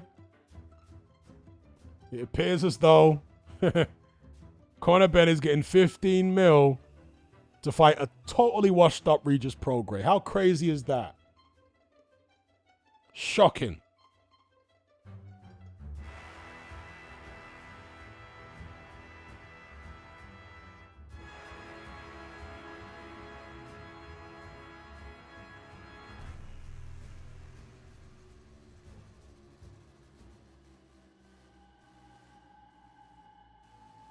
Someone says, Loma is the most overrated boxer of all time.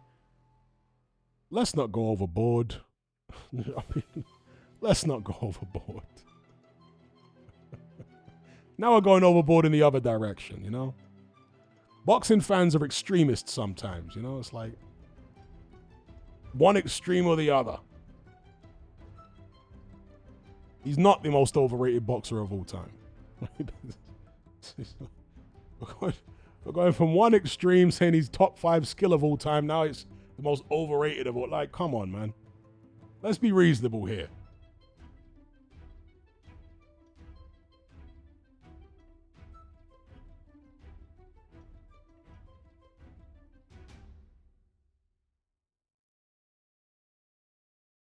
That's true, Joe. Tank was ducking Loma for years. When Tank first became a champion, when he beat Pedraza, Loma called him out. And Mayweather said, nah, he ain't fighting Lomachenko now. So yeah, Tank eventually wanted to fight Loma when Loma was past it.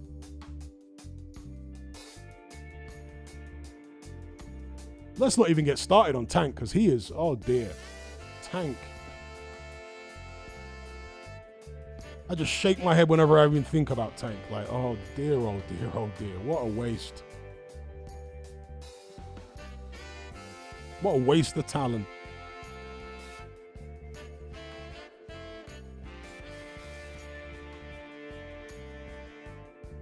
So there's a great comment here by Action Popcast. He says, my son is a very different character to Dubois. Very lively and loves to read all the time. He reads encyclopedias for fun. But so many autistic people don't sense danger or see risk. And that might be why Dubois can bounce back from defeat so well. That's from somebody with an autistic son, Action Podcast. Thank you so much for your comment. That he says so many autistic people don't sense danger or see risk. You could see how that would be advantageous when you're coming back from defeat.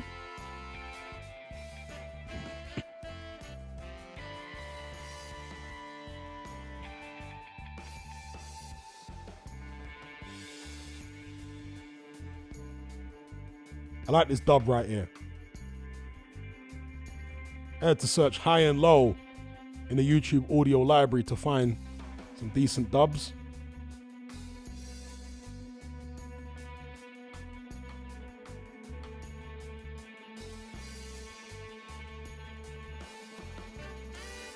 Tyrion Stark says, LOL, how boxers actually look up to Lomachenko, especially his footwork. Lomachenko's footwork always reminded me of Orlando Canizales. Not sure how many of you guys know him, but his footwork reminded me a lot of Canizales. He was a fighter back in the 90s. Good fighter, Canizales. He had a big mustache like Magnum PI. That's back in the days when Mexicans used to have mustaches. A lot of Mexicans have big. Maybe they still do in Mexico, I don't know. Back in the day, so many Mexicans had like big mustaches.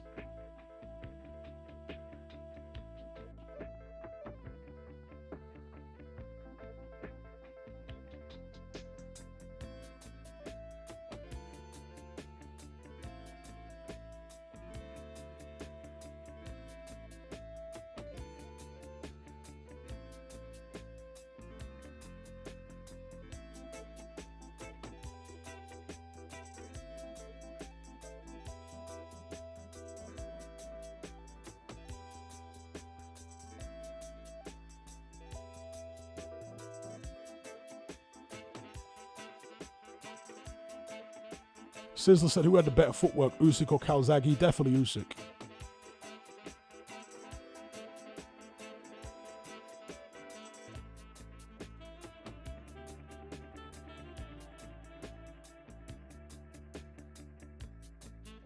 Typhon says Loma's footwork was unnecessary movements. Well, it depends on what your objective is. Lomachenko was an aggressive fighter. And his objective was ultimately to beat you up. He didn't want to go through a fight landing, a low volume of punches per round and play it safe. Lomachenko always wanted to beat you up. That was his objective. And so he wanted to open you up so he could start landing combinations on you. He liked stopping people. He weren't satisfied generally going the distance. So that was his objective. And since that was his objective, then no, the footwork wasn't unnecessary. It was actually necessary to achieve his objective. because the footwork was designed to find angles for punches and also to confuse you, to start breaking you down mentally, because he's all over the place and it takes a lot of focus to keep track of what he's doing. It drains you mentally, you know? And once you become drained mentally, you start making more mistakes, then he can start hitting you with shots.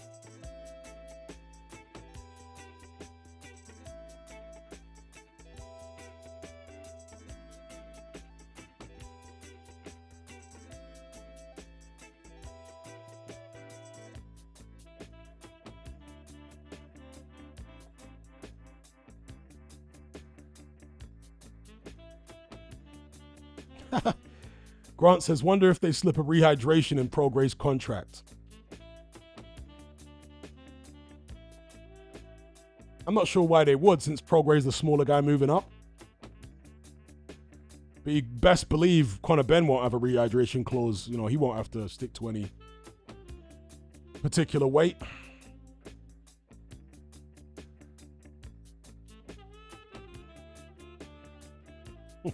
In Circle says there was power in the mustache.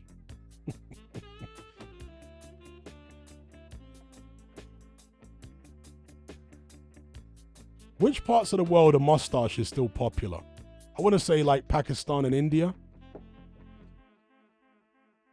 Is there anywhere outside of Pakistan and India where mustaches are really like very popular? Because like my perception is that when I say popular, I mean at least 30 or 40% of men have mustaches. Is there any, and I'm not talking about with a beard attached, just a mustache alone, standalone mustache. Is there any country where mustaches are still popular, where at least 30 or 40% of men still have them? I want to say Pakistan or India. The mustaches used to be very popular in the United States, you know, during the 70s and stuff. Loads of American men just had mustaches. Men of all races, white guys, black guys. You go look at those old school 70s blaxploitation movies. Those are the black guys got mustaches. You know, Eddie Murphy in the 80s, Richard Pryor. The guy that played Shaft, what's his name? Richard Roundtree. You know, mustache. The mustache era.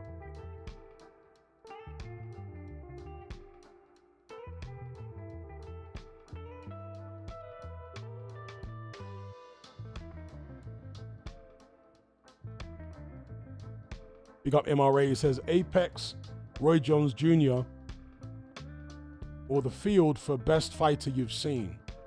Or I guess you meant to say on the field for the best fighter I've seen? Yes. One of the most dominant fighters, maybe the most dominant fighter I've seen in his prime. His athleticism was so freakish.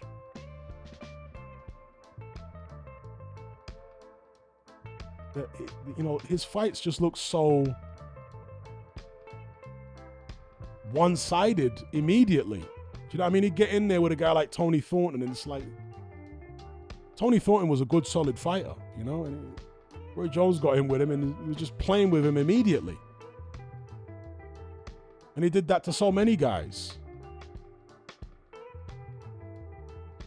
So he was a physical freak of nature, Roy Jones. I say that with the greatest of respect. And I don't think I've ever seen anything like that before or since. And Mike Tyson was very dominant. And I'm not saying Roy Jones is the greatest fighter of all time or anything like that. I'm just saying in his era, he was so dominant. I'm not sure I've seen anything like it before or since. I mean, it was crazy. Mike Tyson was very dominant in the 80s, but he, you know, lost to Buster Douglas in his prime.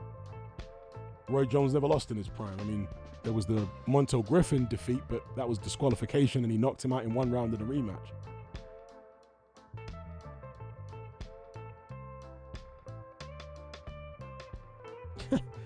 I remember, I think it was, MRA says, Hampton, what I meant was, out of all the fighters you've ever watched in your time, if you had to pick one who was the best in your opinion at the peak, would you pick Roy Jones or someone else? Again, it's hard to say because you're talking about pound for pound. Like, was Roy Jones better than this one or that one? in a different way. It's so hard to say. It's such an abstract concept. That's why I don't like pound for pound. But the way I'll answer it is, Roy Jones was the most dominant fighter I saw in his prime that I've seen in my lifetime. That's the way I can answer it. I haven't seen such a dominant fighter in their weight class, or classes with Jones, you know, middleweight, super middleweight. Really, super middleweight was his best weight. I haven't seen a fighter look so dominant as he was during their primes. I can answer it that way. Big up for the super chat. But yeah, I always remember there was a funny comment. I think it was David Baddiel. It's either David Baddiel or Frank Skinner. You know when they had that show? Fantasy Football League. And they were talking about John Major, the former British Prime Minister. And one of them said that, doesn't John Major have a mustache? And the other one was like, no, he doesn't have a mustache. What he has is like a skin mustache. It's as if you've been staring at a mustache-shaped light bulb for an hour, and then you look at John Major's face, and that's what you would see. The way they dropped it, it was a lot more funny than the way I just described it. But it's John Major like a skin mustache on his top. It was so weird. Shout out to Glum Coyote. He says, I don't get why there's an obsession with rankings. It is most of the time vain, and it doesn't lead to very rich or pleasant banter. Because it's so subjective, isn't it? When you're dealing with all-time rankings and you're dealing with particularly pound for pound. If it's rankings within a particular weight division, it's a conversation I'm more willing to have, because then you can start comparing resumes. Obviously, there's some subjectivity there as well, but less so than pound for pound, which is a very abstract concept.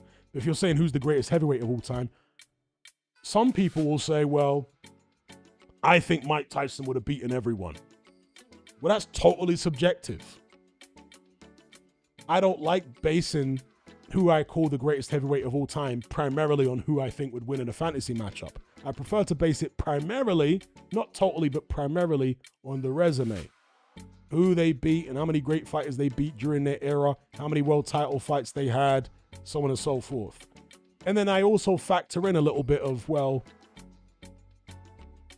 how would he have fared if he was a small heavyweight compared to the heavyweights of today? How would he have fared against the guys of today? Just because he had a great resume back then, could he have had a great resume today? Do you know what I mean? I start entertaining that. But first and foremost, I look at the resume, because that's the most tangible thing if we're talking about a fighter's greatness. But once you introduce the pound for pound thing, comparing fighters not only from different eras, but also different weight classes, it's just way too abstract for me. I don't even, most of the time, engage in them kind of conversations. It's too abstract.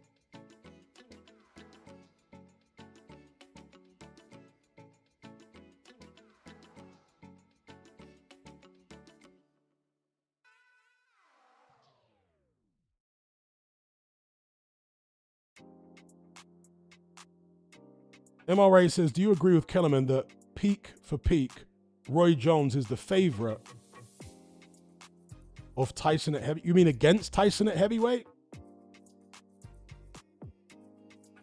Hang on, you're saying that Kellerman would pick prime Jones over prime Tyson at heavyweight? Is that what you're saying?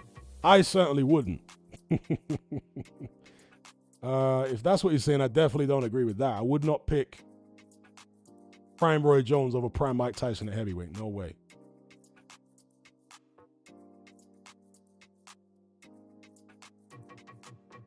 Encircled says, pound for pound was literally made up to give smaller guys some shine. That's a whole fact. That is a whole fact.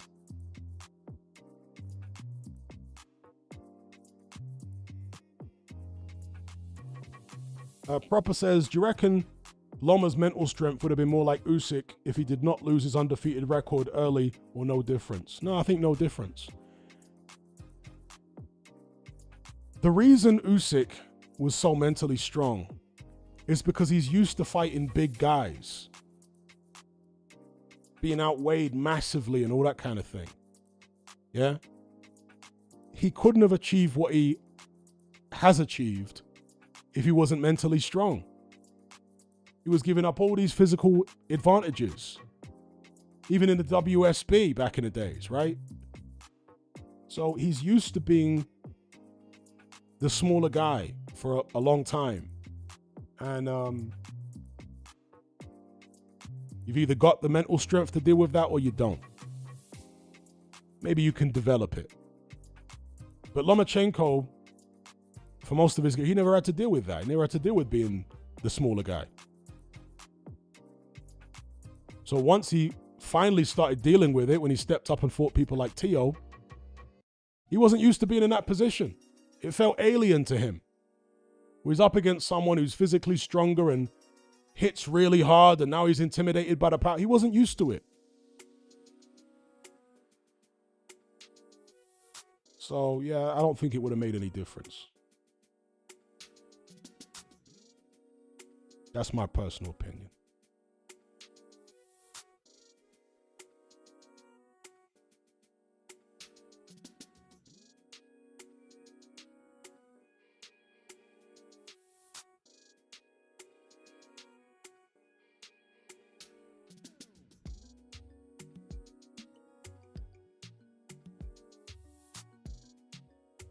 Oh, wow. Oh, my God. Oh, my God. See, I asked this question earlier on. Oh, my God. I asked the question, is this Conor Benn-Prograis fight going to be at a catchweight, or is it going to be at 147? Waved is now saying, according to Mannix, it's at a 150-pound catchweight. Conor Benn. Oh, my, this guy. If he couldn't get any more dislikable, he's just outdone himself again.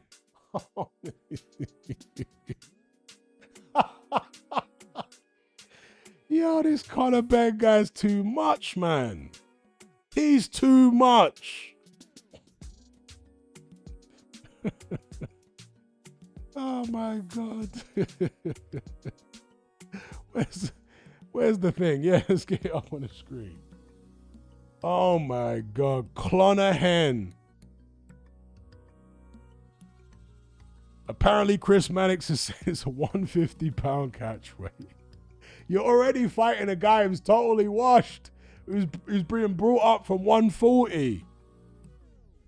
You're being paid 15 mil. The guy's pushing 40 years old, Prograis. Now you want a weight advantage. Oh my God.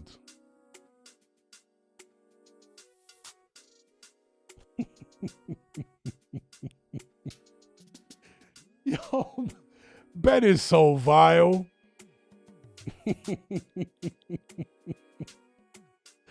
At this stage, he must be loving it. Maybe he's actually settled into and is reveling in his role as the villain now, as the bad guy. Do you reckon that's the case? God, he's vile. Oh my God. How many advantages does he need? Yo.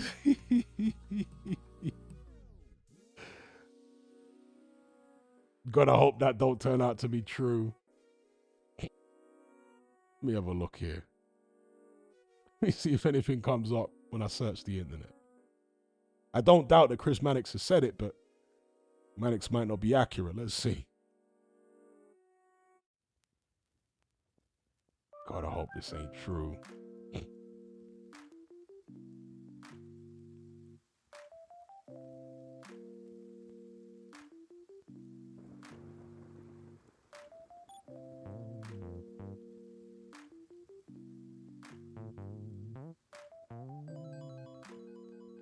There's nothing about it on the search engine at the moment.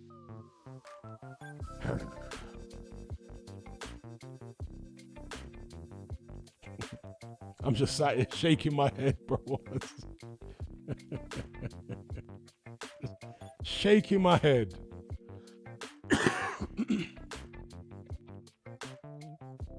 Let me try the Twitter account of Mannix.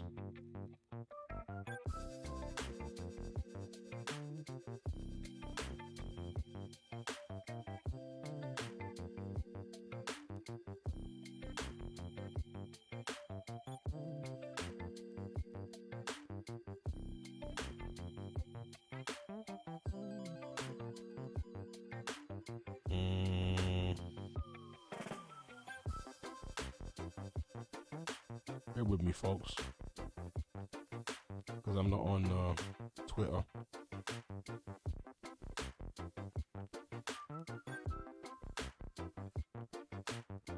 What X is called now.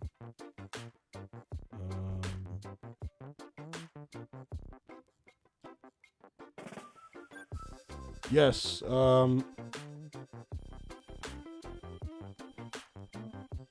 Indeed, Chris Mannix has said, I'll get this up on screen for you guys. Shout out to Waved. You've been coming with the info this stream. With a heads up, I appreciate it. He came with the info about the Fury Makhmudov card being a Zuffa boxing promoted card. And now he's come with this info. I'll get this up on screen too.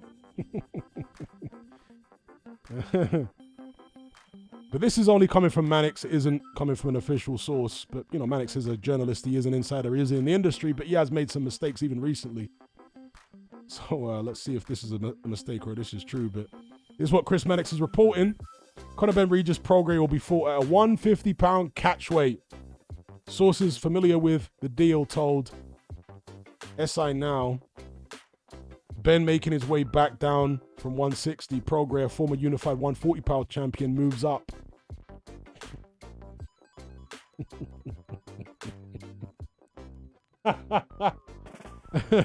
He wouldn't fight Lewis Crocker because he didn't want to do the 10-pound rehydration limit the morning after the weigh-in.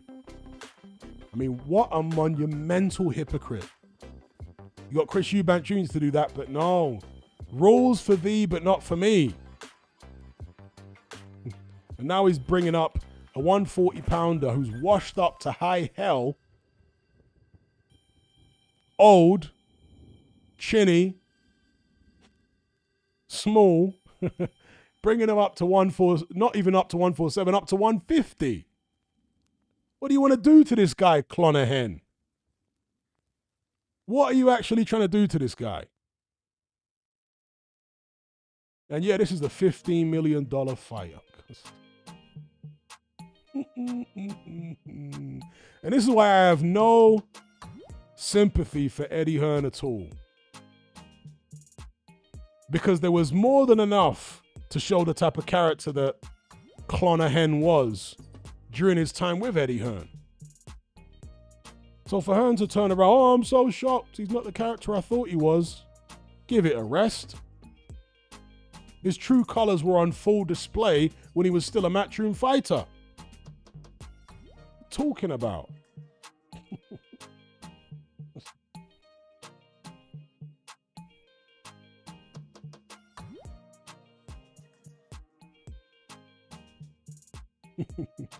Clonaghan.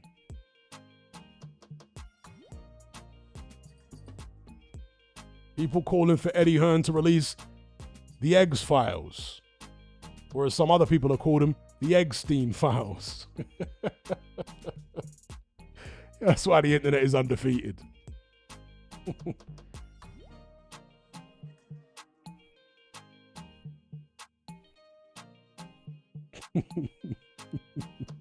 Yeah, Clonaghan is an insane nickname. I don't know who made that one up, but I've seen it online. Even in the live chat, people are using that one. Yeah, the Eggs Files, the Eggstein Files. The internet is undefeated.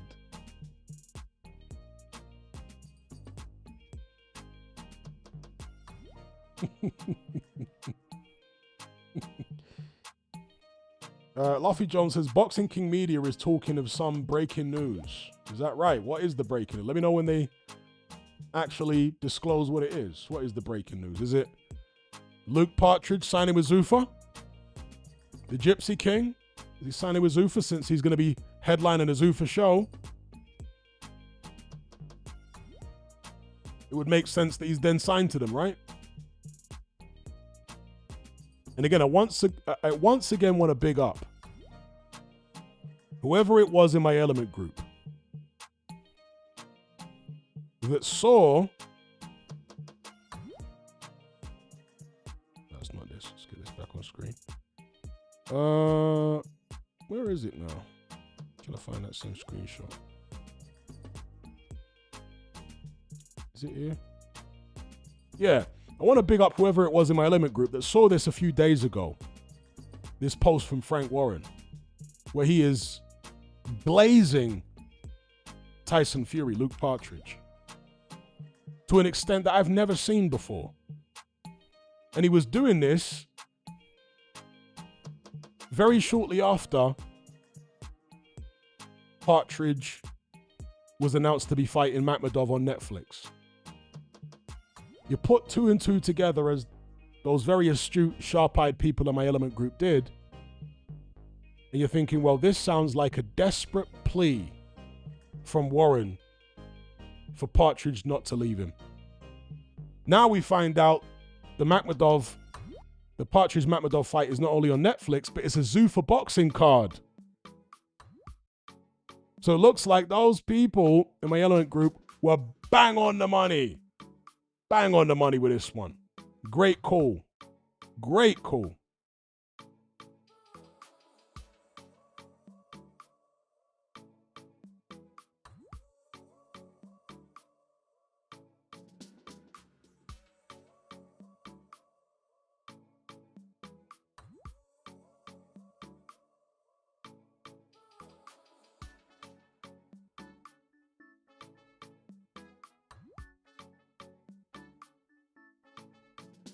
Okay, Boxing King Media saying, breaking news that will turn British boxing on its head supposedly, soon to be released. Yeah, I mean, some people are speculating, according to you guys in the chat, that it's Matchroom and Queensberry merging, but others are saying it's Luke signing to Zuffa. I tend to think the latter is far more likely. I'm not saying the former is impossible, but I think the latter is far more likely. I mean, he's already on a Zuffa boxing show, you know, on Netflix. Wouldn't be much of a surprise from this point to hear that Partridge just signed with Zuffa.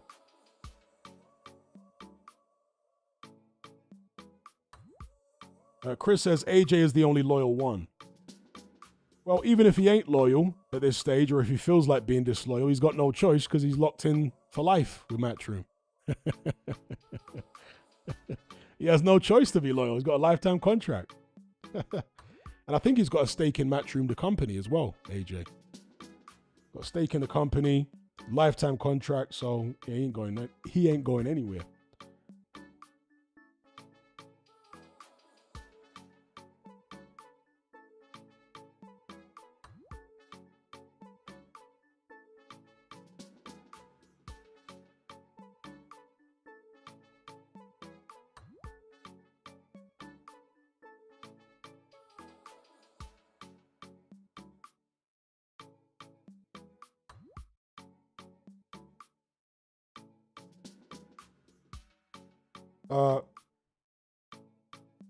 Luffy says Tyson's bigger than Queensberry Promotions, in my opinion.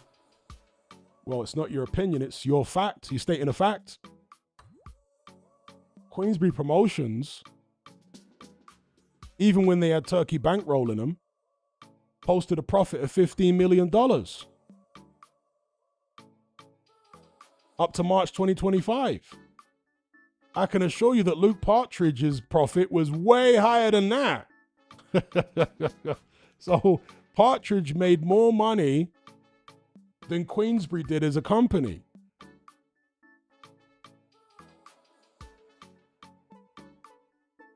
For that year anyway.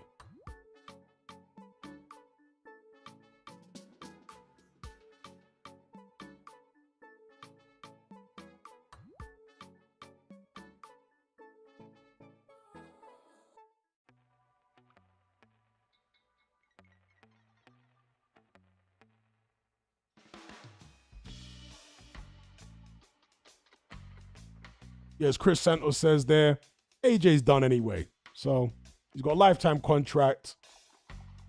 He's finished anyway. Like, yeah.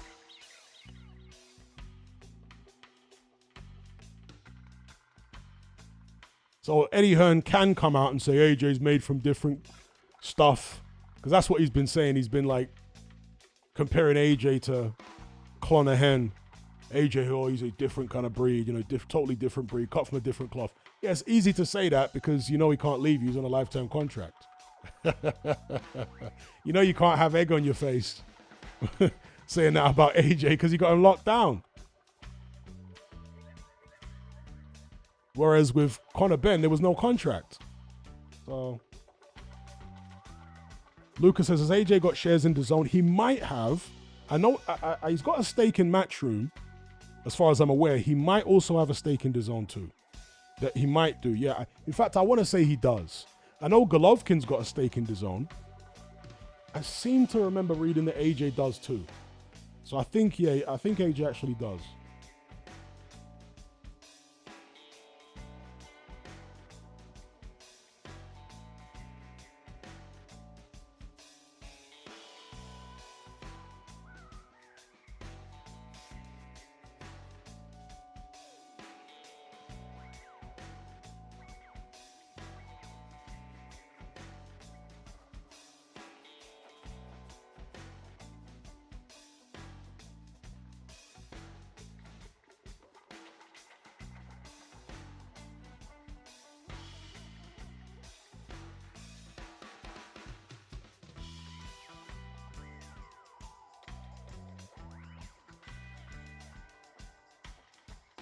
All right, peeps, gonna shut this one down.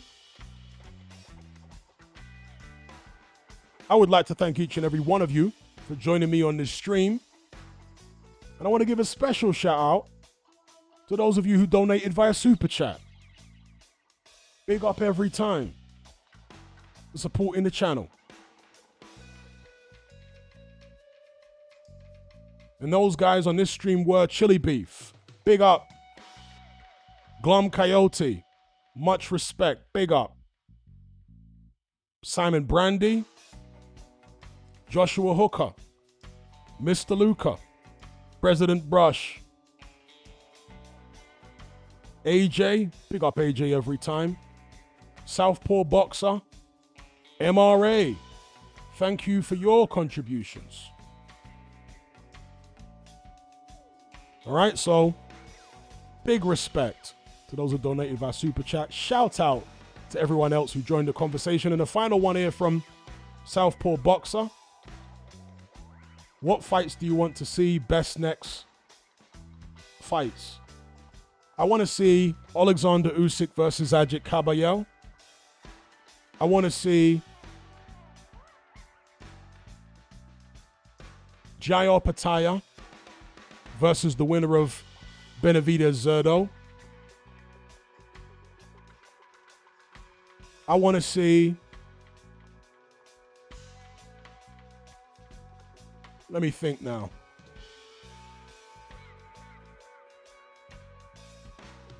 Shakur Stevenson versus Devin Haney, yeah. Let me not even talk about Shakur versus Tank, because Tank's just a waste of space. In an ideal world, yeah, I'd like to see Shakur versus Tank, but Tank's just not serious about boxing. There are other heavyweight fights I'd like to see. One of them's already happening, obviously. Wardley against Dubois. That's a great fight.